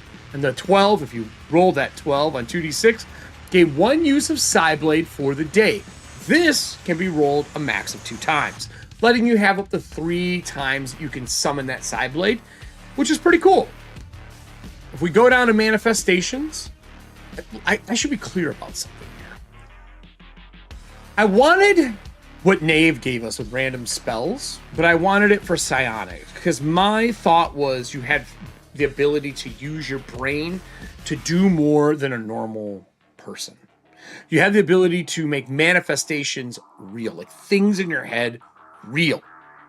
But I didn't want everyone's abilities to feel the same. I didn't want everyone to have fireball, everyone to have teleportation, everyone to have a flaming blade. I wanted some variety. So this is where the innate power manifestation table comes in. I want you to roll what you get out of it. And you're going to roll on each one of these columns to determine what you get. So far, we've tested this in, I think, part 1 and part 2, and it turns out pretty well. You have to be a little creative, but you're not rolling them that often. Over the course of 10 levels, 10, you're only going to have 5 of these. You can go and learn other powers from other Psi Knights and Psychics, though, but you specifically learn their ability. You don't get to roll. So let's check out what this looks like. So manifestation tables is 2d6 as well. You see psychosis, psychometabolism, psychokinesis, psychokinesis, and psychoportation. I know it's confusing, but I wanted it to be that. I wanted to have some flavor. They're all mental abilities, and they're pulled from AD&D's psionics, but flavored for what we're doing. So you would roll 2d6, you get yourself whatever this psychosis is. I'll roll in chat and I'll put it on screen for you. So exclamation point 2d6, and this is what we get. So when we roll this, we're going to look at the table and figure out how we pull up our abilities. For mine, you can see I rolled it looks like a 2. So we get a 2. If the audience would like to roll me the rest of those, I'll pop those up on screen as I'm talking. So I got 2. So I got psychosis. When you roll down to disciplines are these. You can see psychosis, focus, choose read a thought, telepathy in a language you know, or disadvantage on casting. So you pick your discipline and you get this one, and now you're going to choose which one of those things you want it to do. That's what you're going to do with your discipline. If we roll again in chat, we're going to get a 2d6 roll, and we're going to do uses per day.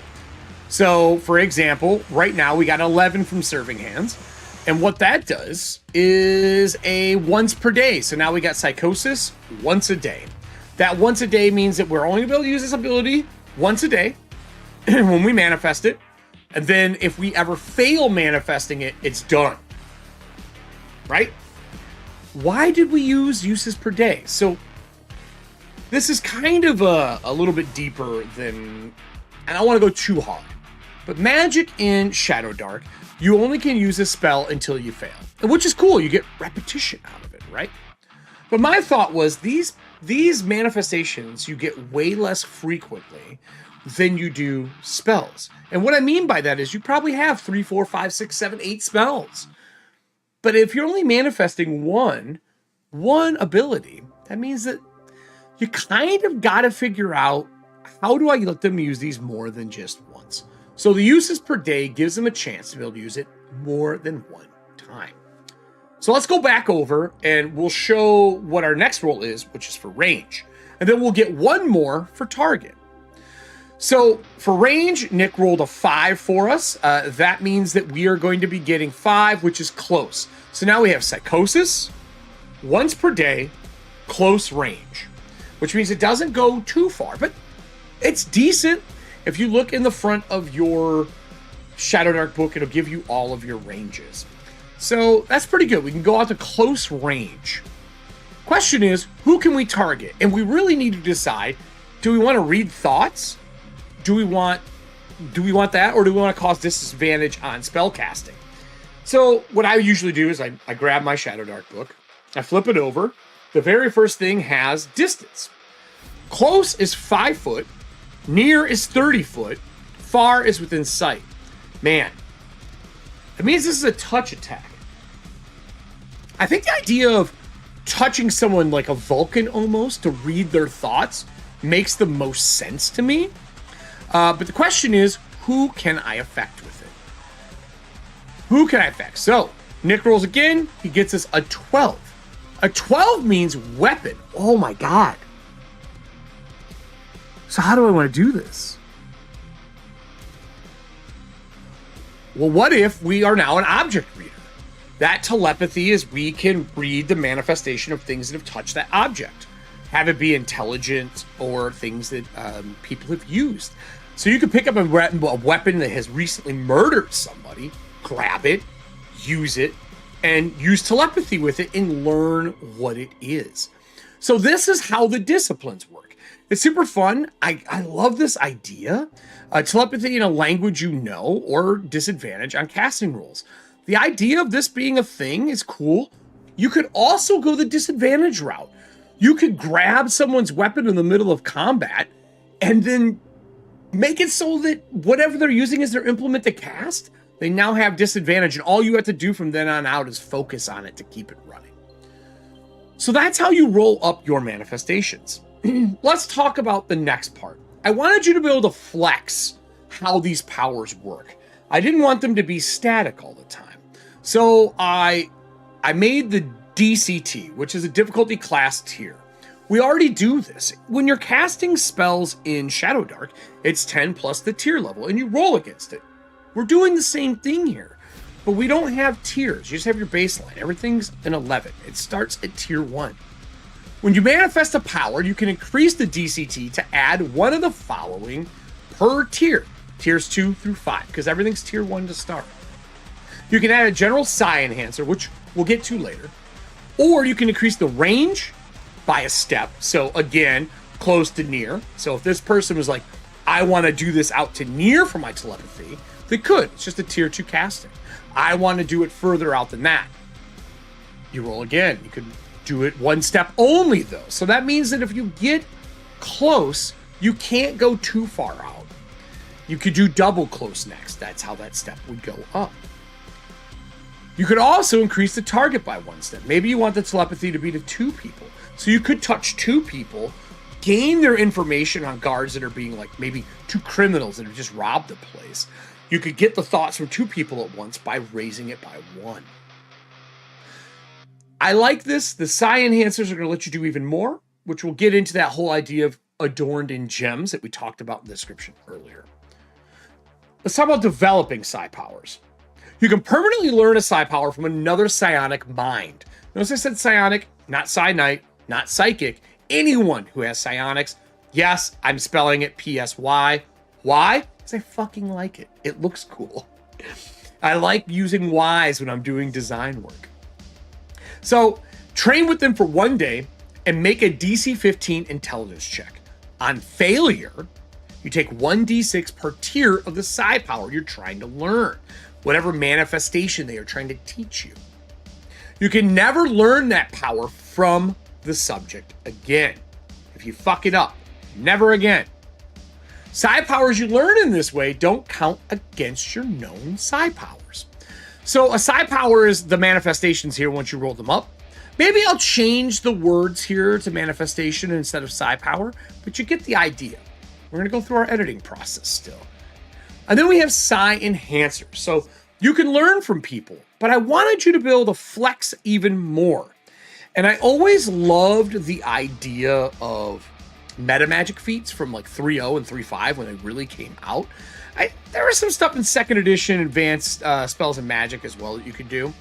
But I like the idea of being able to multiply and amplify and change your abilities. So psi enhancers are gems that psychics can focus a manifestation through and modify the power's effect. Some are general and can be applied to any discipline, while others are discipline specific. Each one takes a gear slot. So you have to carry these. You can't have a fucking shit ton, but they allow you to flex that little tiny power you have more. So general, we got amplified. It's +2 tier. Focus rolls are with advantage. Boom, I'm gonna cast it as 2 tiers higher, but I have advantage on all my rolls. Power, increase the damage die 1 step. So you could increase it 1 normally through DCT and 2 from having the enhancer gem. And it takes 2 tiers. And you add those on. Redirect, it's +3 tier, but if you have psychokinesis, it's only 2 because that's kind of part of that innate power. Redirect melee or range damage to target of psi power. Look, I put that 2 on psychokinesis because I want people to understand that a GM and a player could make new versions of psi enhancers. And maybe some of them are easier for certain disciplines. So we get split target, uncover, and those are all the generals to start. I wanted a nice, broad, easy category of things you could use. But Psychokinesis gets its own, like Brain Bleed, Foggy Memory, Mind Wipe, which is my favorite, I think. It's a +2 tier. The target loses the next spell cast until complete rest, no matter their role. So they cast Fireball, and you cast Mind Wipe on them beforehand, and you focus and hold that up. Every time they cast a spell, they lose it. You can literally wipe their mental, like, memory of how to cast these spells out. That's why it's 2 tiers. Who knows? I might make that one 3. It is pretty powerful, but goddamn does it feel good. And if you wanted to, you could go through and step these up. You can range and you can target, but remember, you can even add damage. If it does no damage, you can add damage to it, which is cool. That means you get that nosebleed, eye bleed kind of feel. And each one of the disciplines got their own. Psychokinesis gets 2, Psychoportation gets 3, Psychometabolism, changing your body, gets 3. Claw growth is really cool. No matter what you're casting, you add 2 tiers to it, and you grow claws that you can fight with. And as long as you're focusing and maintaining whatever it is, guess what? You get to keep your claws. But that wasn't enough. I believe that anytime a new class comes out, it should come with new gear.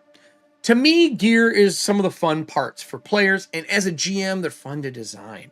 And I wanted to come up with gear that made sense for psionic casters, psionic users.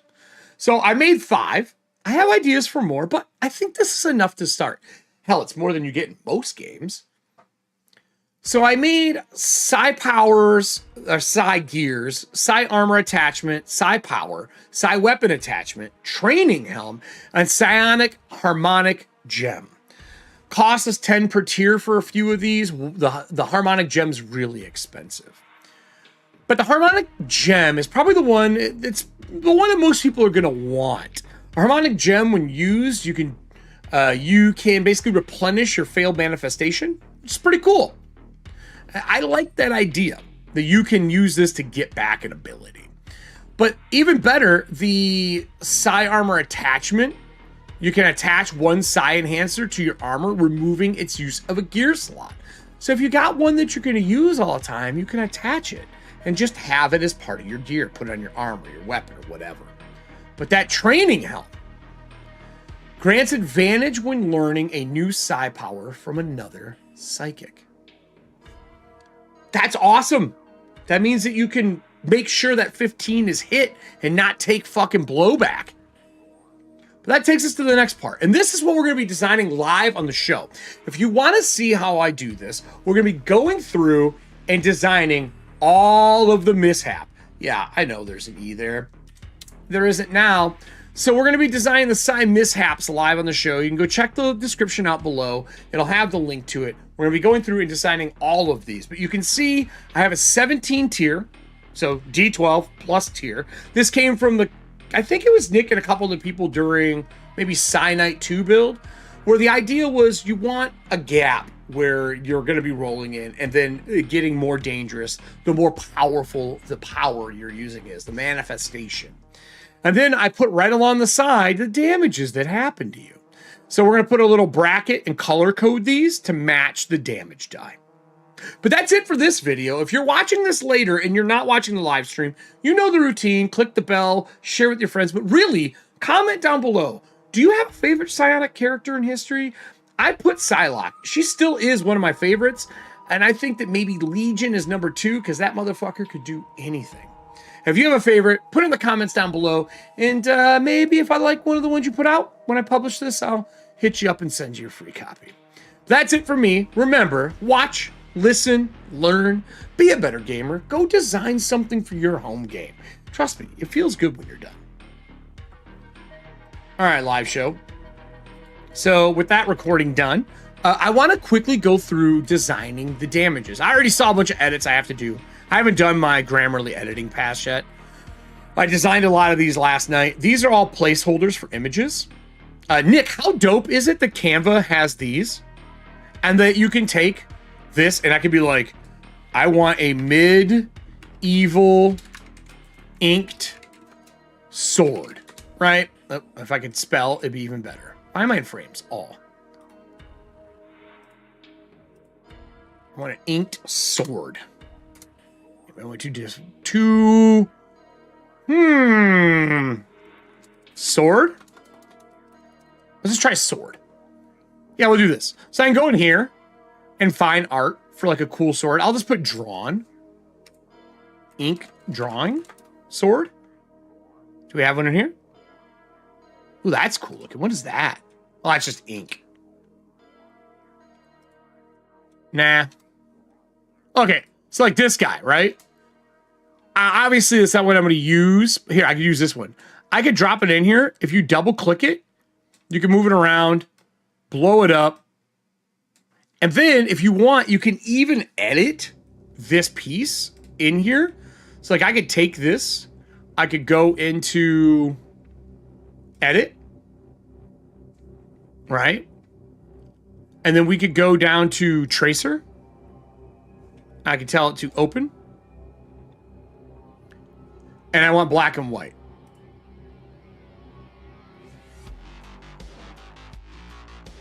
Now watch this shit.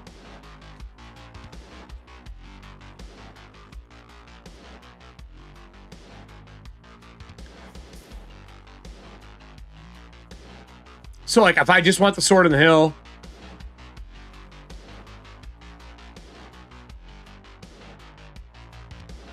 so let's say I want this, right?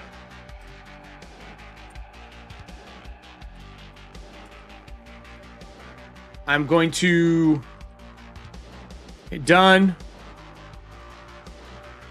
Let me delete this out of here. I think, can I drag this in? Will not let me? Oh, come on. I'd probably have to save it externally and re-add it. That's annoying. But, I mean, that's not hard to do. I mean, that does a really good job of like making the inked version of it. I'd probably bring this out and do a draw over. Let me just copy it and let me delete it.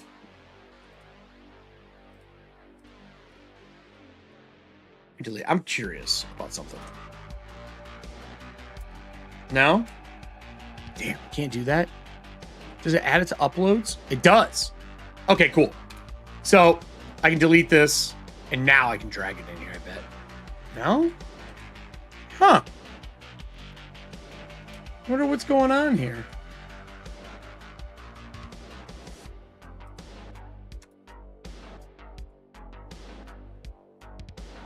Let's be try. Maybe it's only images? Maybe that's not considered an image? Weird.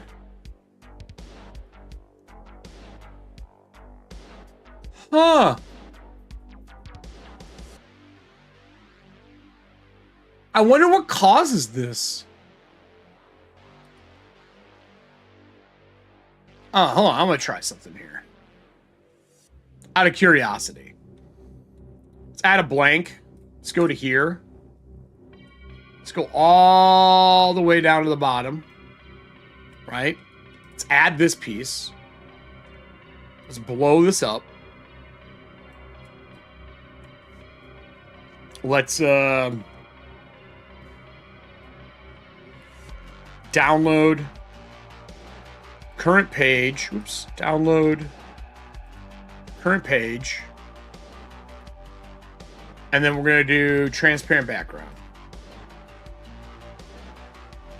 All right. I'm going to open it back up. Put it over here. And now let's go back up to here. All those images are usable too, by the way. They're all 100% usable images.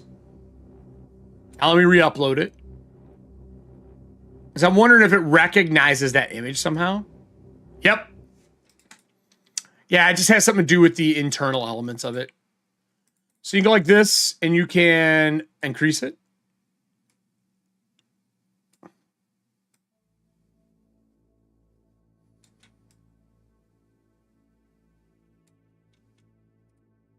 And now you have art.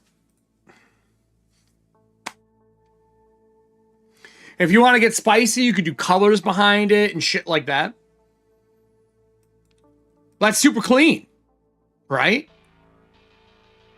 And then if I wanted to, So, like, let me put, I have an idea. Let's do mental. What type of image would I want for this? I would say, brain waves. Let's see if there's, no, maybe psychedelic. Like this here. It's like this piece. Whoops, I didn't mean to do that. I could make it the same size.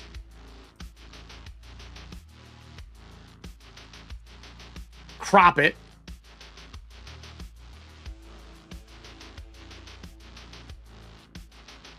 Move it over. And then push it behind it. And I can make like a brainwave piece to go behind it. Bring it out to the edges. If I wanted something behind it. But it's a little too, I mean, to me, that's a little too bright. Or dark, I should say. Dark.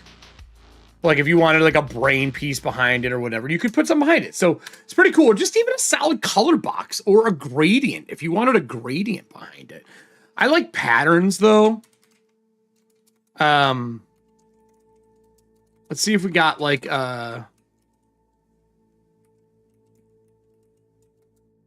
psychedelic background, maybe? Like this?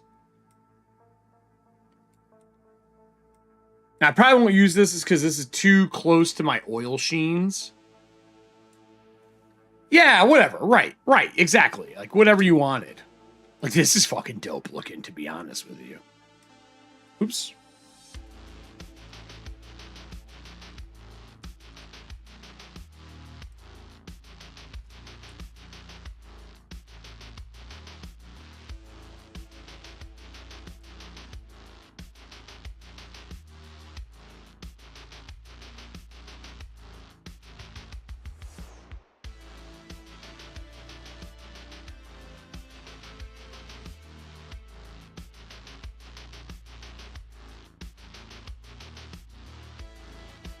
That.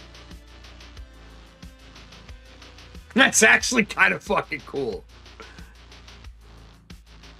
And what I would probably do is I would duplicate this. So here, watch. Here's how I'd actually do it. I move this over. I would duplicate this. I would line it up. I would put this image in here. And then I would shove it to the back. Because then it matches. You know what I mean? So I probably have to... There you go. Then you group them, and you're done.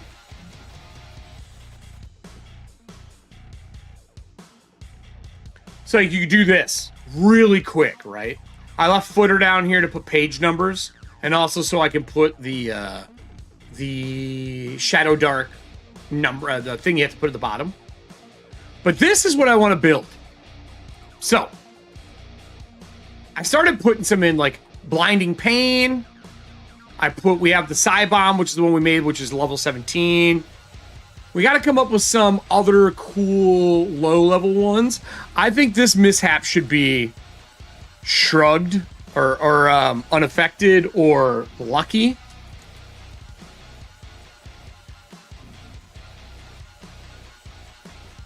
Just a headache. Just a headache. This time. Like that. But I need to come up with 17 of these. And I've been trying to come up with, like, what exactly I want them to be. Because I don't know. I don't know what I want them all to be. Brain freeze? What level do you think that would be, though? How difficult do we want? Like, second one? Do we want it up here? Brain freeze hurts, but it shouldn't be 3d6, I don't think. That's kind of how I'm determining this. Maybe here. Let's do brain freeze for 2. So you go...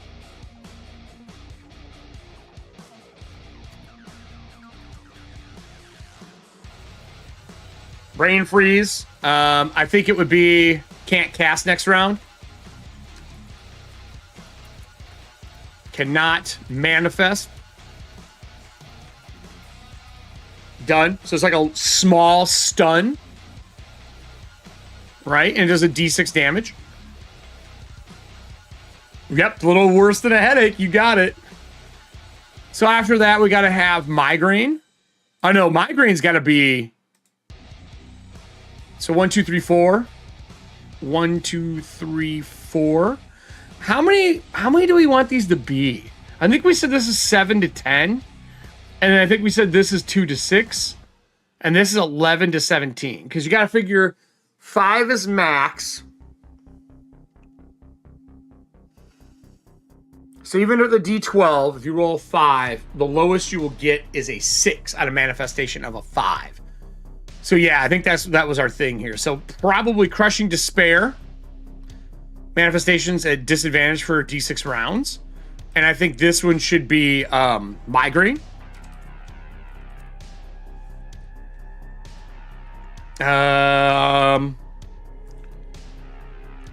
Focus. Focus rolls are at disadvantage. Done? Because that's what a migraine does. You can't focus, right? And then this one could be like, what would we say? What would be another D6 one? Bloody Nose.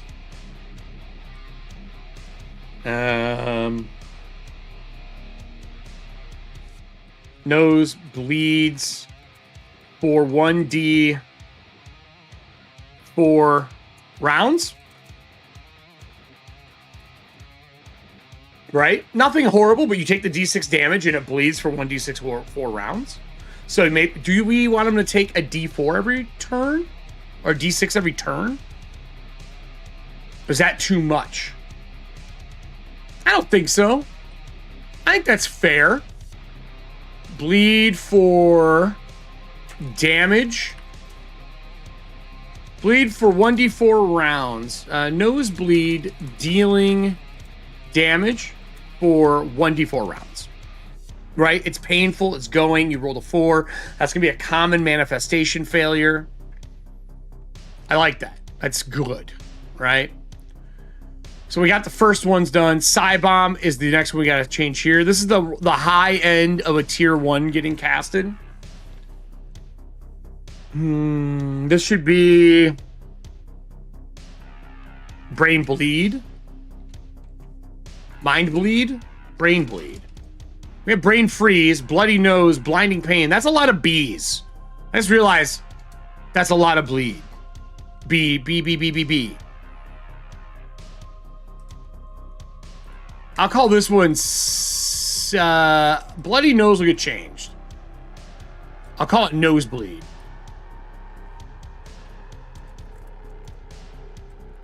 To break it up.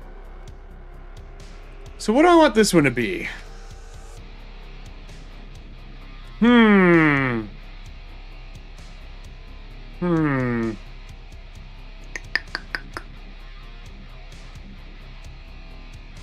Maybe Seeing Light. Light Distraction.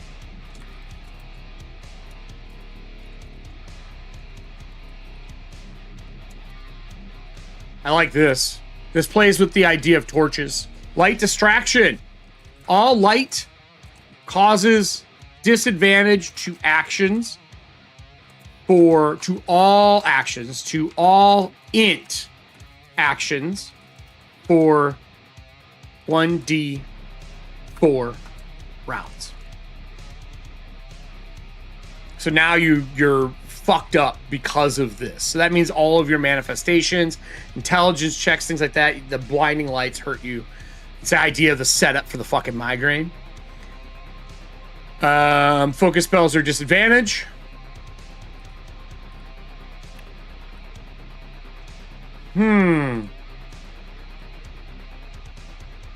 I want this one.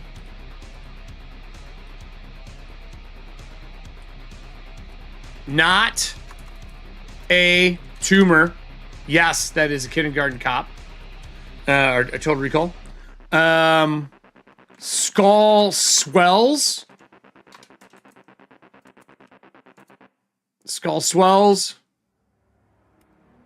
Cannot manifest or until rest. Again, until complete rest. I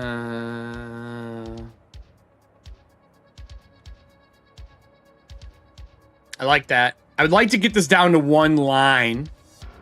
This 2d6 plus tier is making us, I can't bump this over more, which saddens me. I don't like when they double stack, though. I hate that look. I could downsize this. They're 12. I have these at 10. I guess I could just put these at 10 as well, right? And shrink it.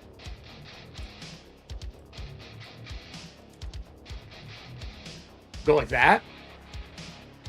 Maybe. I like the bolder look, to be honest. I'll leave it alone for now. We'll fix it later. What else do we have here? What else can I do for this? Need other brain affecting. Not a tumor.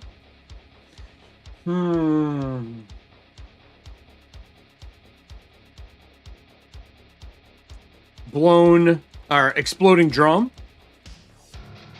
Drum? Go, I'll say on DC 15 or death until healed.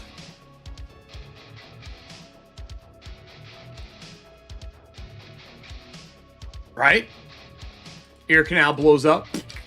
Shit's horrible. Pressure.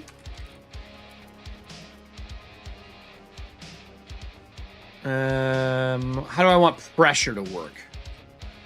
Not pleasure. Ah! Oh, pleasure at 14. Oh, that sounded horrible. Pressure. Pressure. How do we want pressure to work?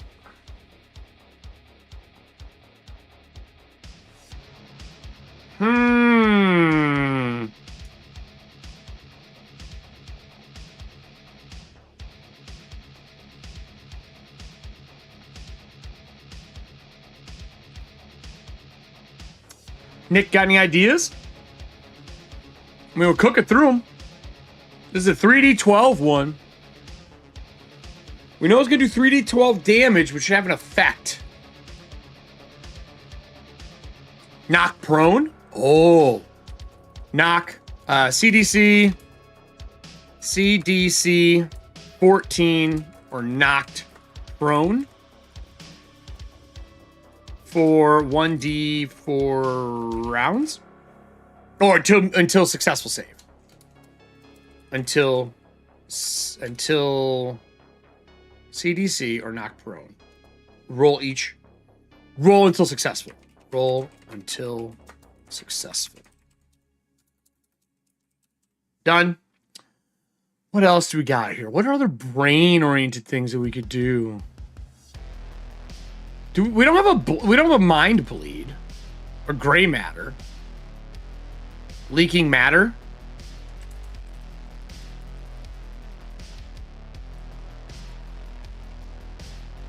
Fluids leak from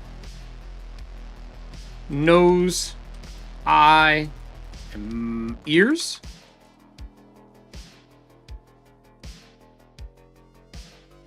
Brain fluids. I'll say brain.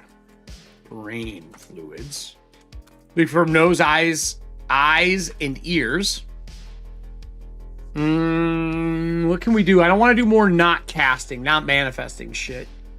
Cannot.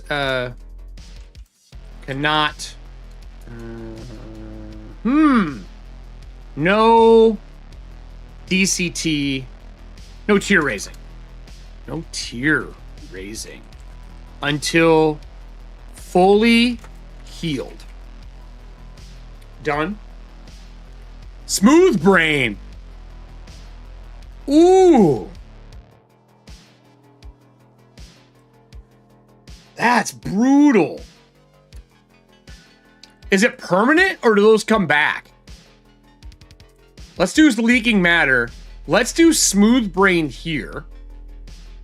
Because you can get those back, right?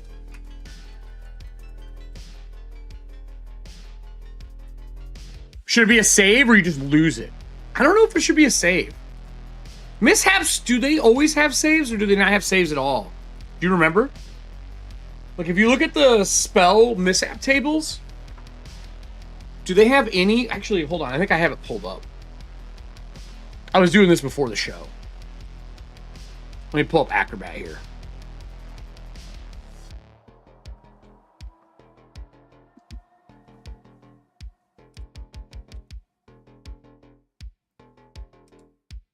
I don't remember. Let's go to spells. Mishaps. Yeah, there's some DCs in here. The really bad ones have DCs. Okay. What is like the tier 5s?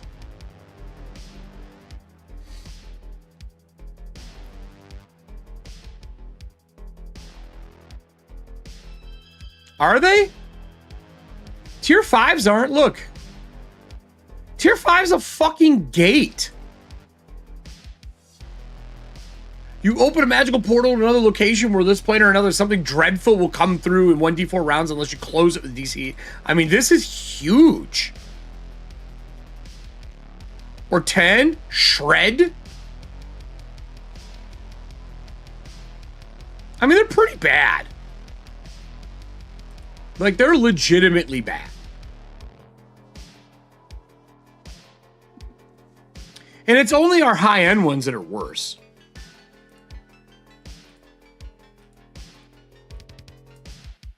So I'll put IDC or lose IDC 13 or lose. I don't like that. I think it.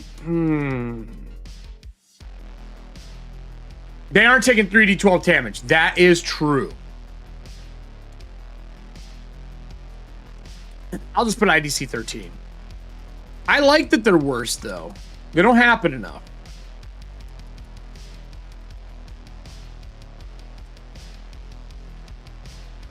But don't you recover intelligence and shit? Like, don't you recover 1 per day or something like that? Stat loss? Do you remember? Like, I thought there was something about statistic loss in Shadowdark because of poisons. Like, ability loss. Is it under healing, maybe? Or resting?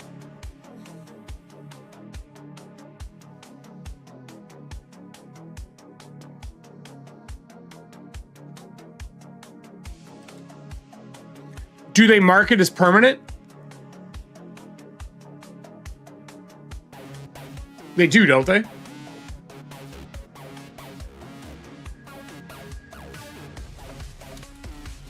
Should I put recoverable?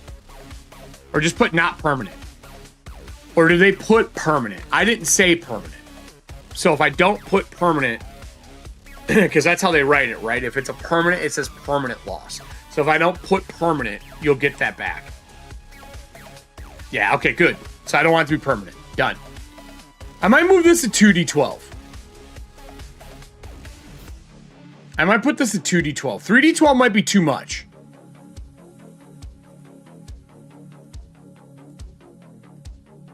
Maybe 2d12? Nah. Fuck that. It's your brain, for fuck's sake. Yeah, that's what I thought. I might make this 2d6 instead of 3d6. Or I might make it 2d8. That'd be kind of cool. Make this 2d8 instead. So you're kind of like up in the scale.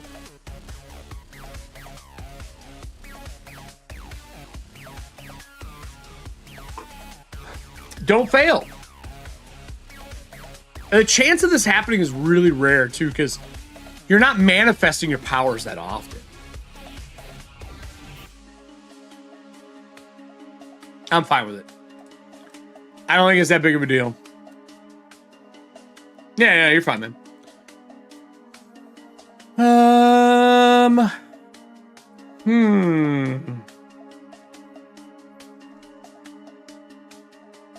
We'll do visions.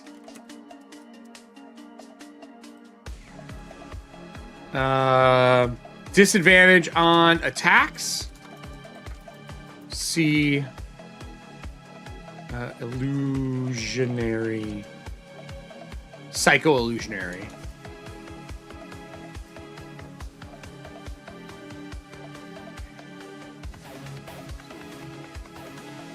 Psycho-illusionary.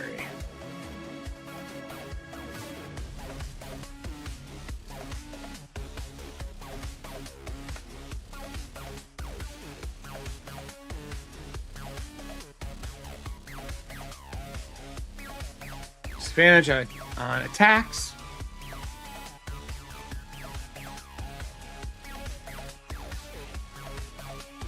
Okay. Still fits so far. Okay. Migraine, Psy Bomb. All right, so we need some more here. Let's do... We'll need 2 more. We're done. Maybe we cooked through this shit.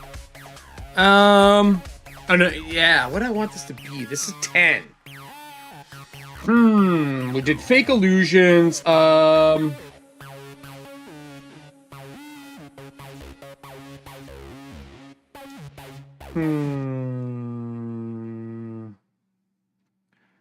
Out of body.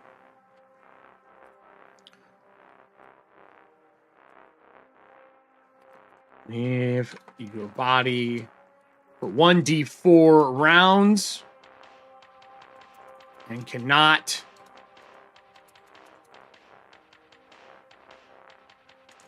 only speak.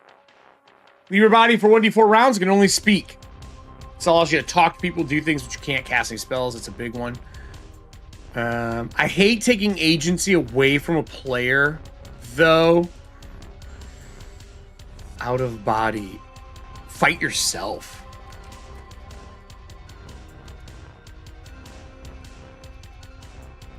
For 1d4 rounds.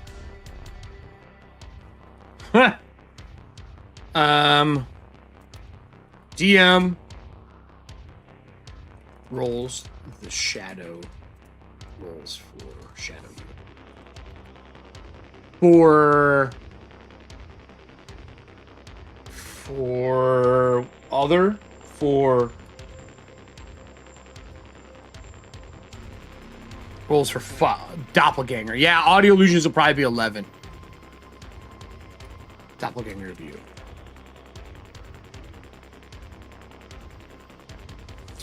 And then, yeah, I like that. I'm just gonna... Ooh. Hallucinations?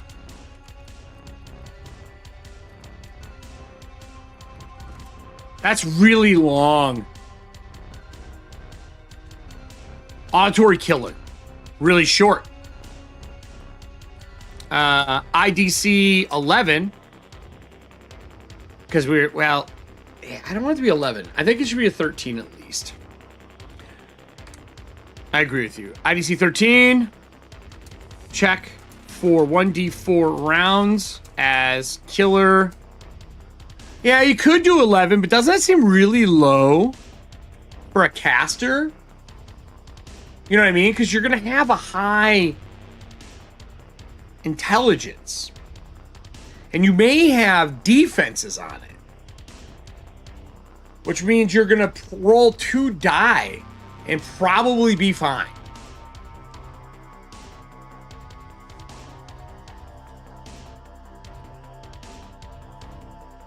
The killer chases you. For each failure, take additional damage. Rounds?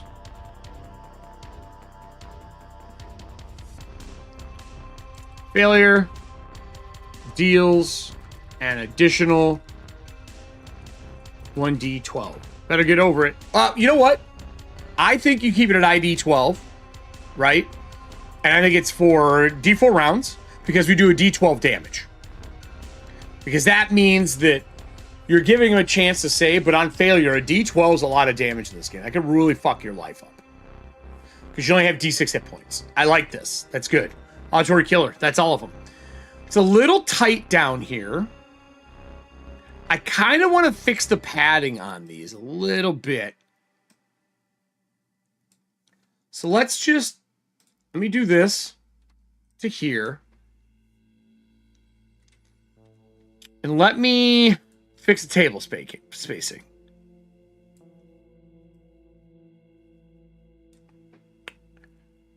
I think I like the smaller one.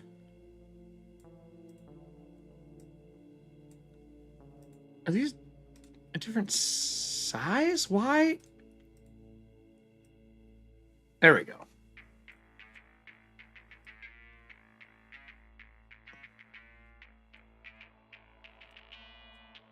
I think you just crush these down. Because then you can put some rules at the top of the page to explain the table. You know what I mean?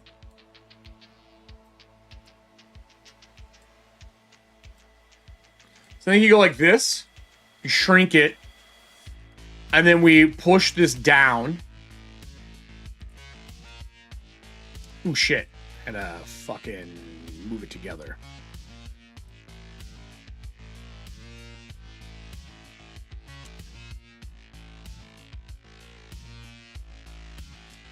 I think I'm gonna color code it.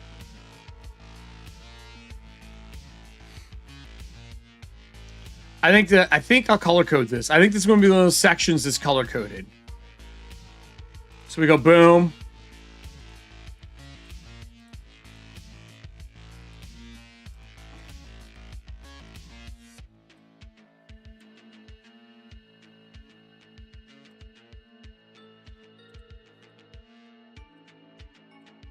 And we make these purple. Because I think the extra stuff in Psionics is going to be purple. The pages and the page numbers and the color addeds that I do are going to be purple in this, I believe. Come on, bitch. Just highlight it. Like that. Do we highlight the... Do I bold these and highlight these? I kind of feel like these deserve to be bold. And I kind of feel like they deserve to be the same color. Like that. To make it easier to understand. Right? So 1, 2, 3, 4, 5. 1, 2, 3, 4, 5, 6. This range is going to be the most. 2d6 2d8 damage. I feel like that should be 7, because if you roll a 1 and you do a tier 5, the max you would get is a 6. I think the last 1 to probably to here. So we're going to move this down. Put this at 12. I'm going to put them in the middle of them, I think. I like how they look better centered. So we're going to go like this to 12, right? And we're going to do dark purple. Or darker purple. Yeah, we did. And I did color coded in a couple other adventures I've done. I just think it looks good. And I'll just do a scale grade. Like, I'm not going to do anything crazy. But we will scale grade it. Like, just do a color palette scaled. Like, swatch grade. And they already have some good purples in here. So I'm just going to go with the purples. Because they're really print-friendly purples. Just from testing. Purples are pretty easy to read on a white background. We're not fucking around. Basically, this will go through a Grammarly editing pass, a couple play tests. I'm going to put this out along with... Did I bold this? I'm going to do this along with 2 other classes and some adventure-y stuff. Ooh, but this purple's hard to read. In comparison. It's almost too close to the eye. I might have to make my own purple. Or this one stays black. You know?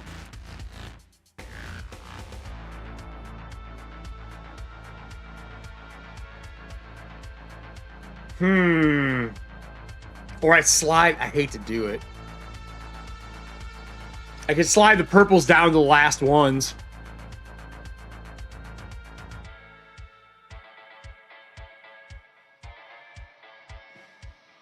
No. No, I actually like the lighter to the dark, I think. Just like that.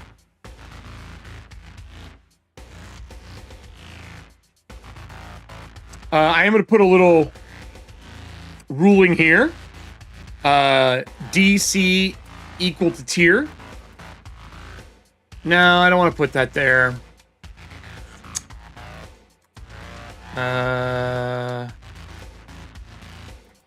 I'll put this though. Damages use tier die. Okay. So then up here, I'm going to go grab something that's horizontal all the way across, like this. We're going to copy it. We're going to come down here to here. We're going to paste it. And we're going to put, when rolling on the side mishap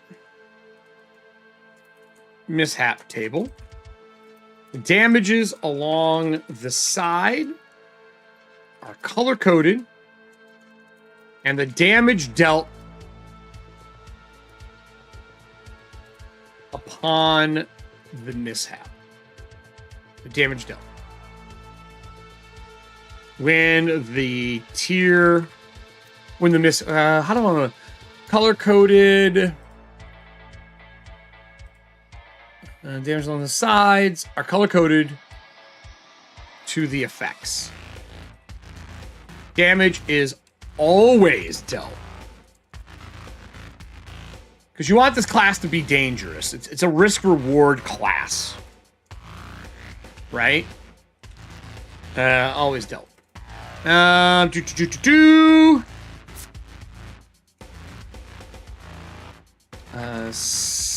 Psionic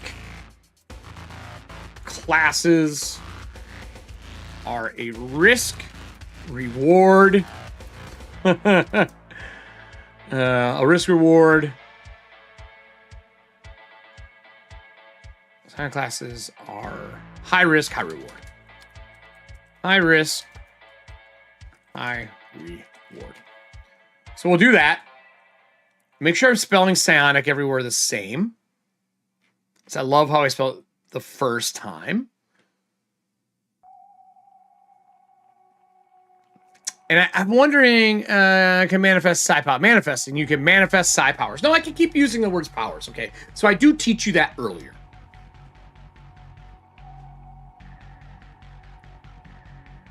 And it's P-S-Y-O-N-I-C. Okay, psionic mind. All right, so let's scroll down to here. P-O-P-S-Y-O-N-I-C. Okay. And then color-coded, I think, is they want a dash in here, I'm guessing. No? You're wrong? Grammarly? What do you not like there? Okay. And then now we will group these together into a group. And then now we will move them up just ever so slightly. Making sure the gap between table and that's the same. There. Now I got enough gap at the bottom so it looks good. And they added a thing to be able to add page numbers. I just don't know where I saw it at. Also, they added a version history, which is really cool. It's under here. Somewhere, they added a page number feature. Let's see if it's here.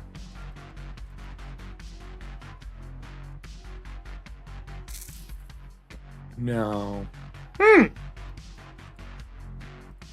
Canva page numbers. Open your doc, Select text from the editor.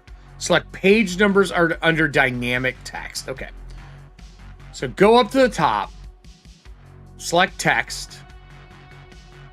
Page numbers. Oh, yeah, it's right here. Look at that.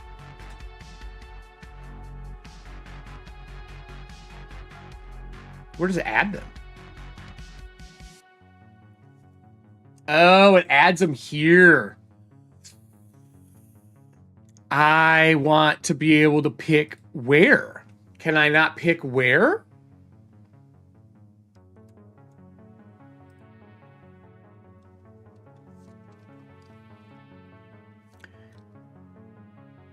Is there no defining factor?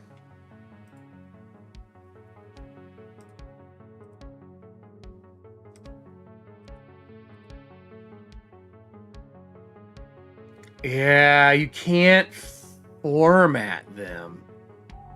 I would have to manually put them where I want them because it puts them here. That's the one problem about Canva I don't like, is that the page numberer doesn't have a...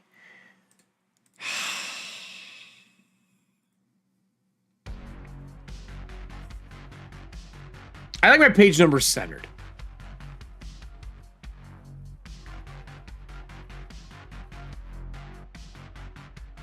Is there no way? If I move them, do they move all of them? It does not.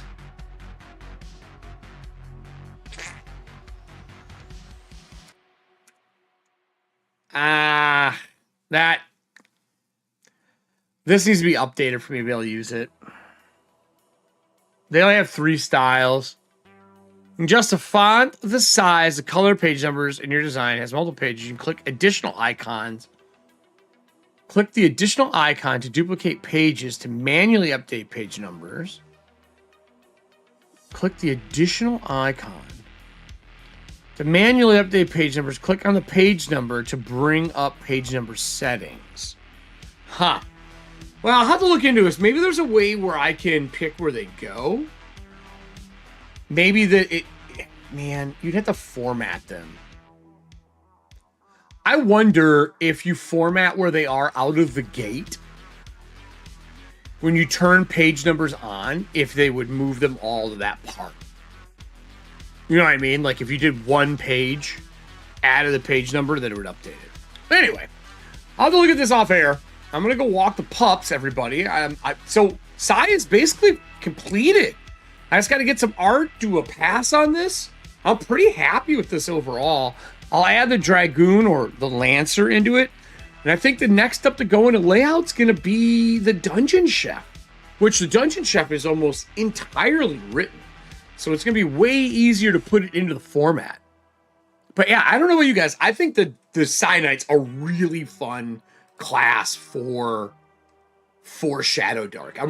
I'm really excited to see how they work. I may roll one up and take them with me for Midwinter. I'm going to be running Choice of Life at Midwinter if you're going to be there. Also, anybody who's watching this afterwards, if you're interested in joining our Discord, being involved in Living ETHUANTIA, you want to come play Dragonbane, having me GM, check out our Discord, join up. We also added Epic RPG, which is fun. It's having a little glitch right now, but I'm sure by the time you may be watching this later, it'll be fixed. And then also we will be having our first live show for our new ETHUANTIA Wanted actual play. That is starting next Monday at 8 p.m. Cast as we bring Diana and Adam and Slitlid into ETHUANTIA for the first time in a full campaign.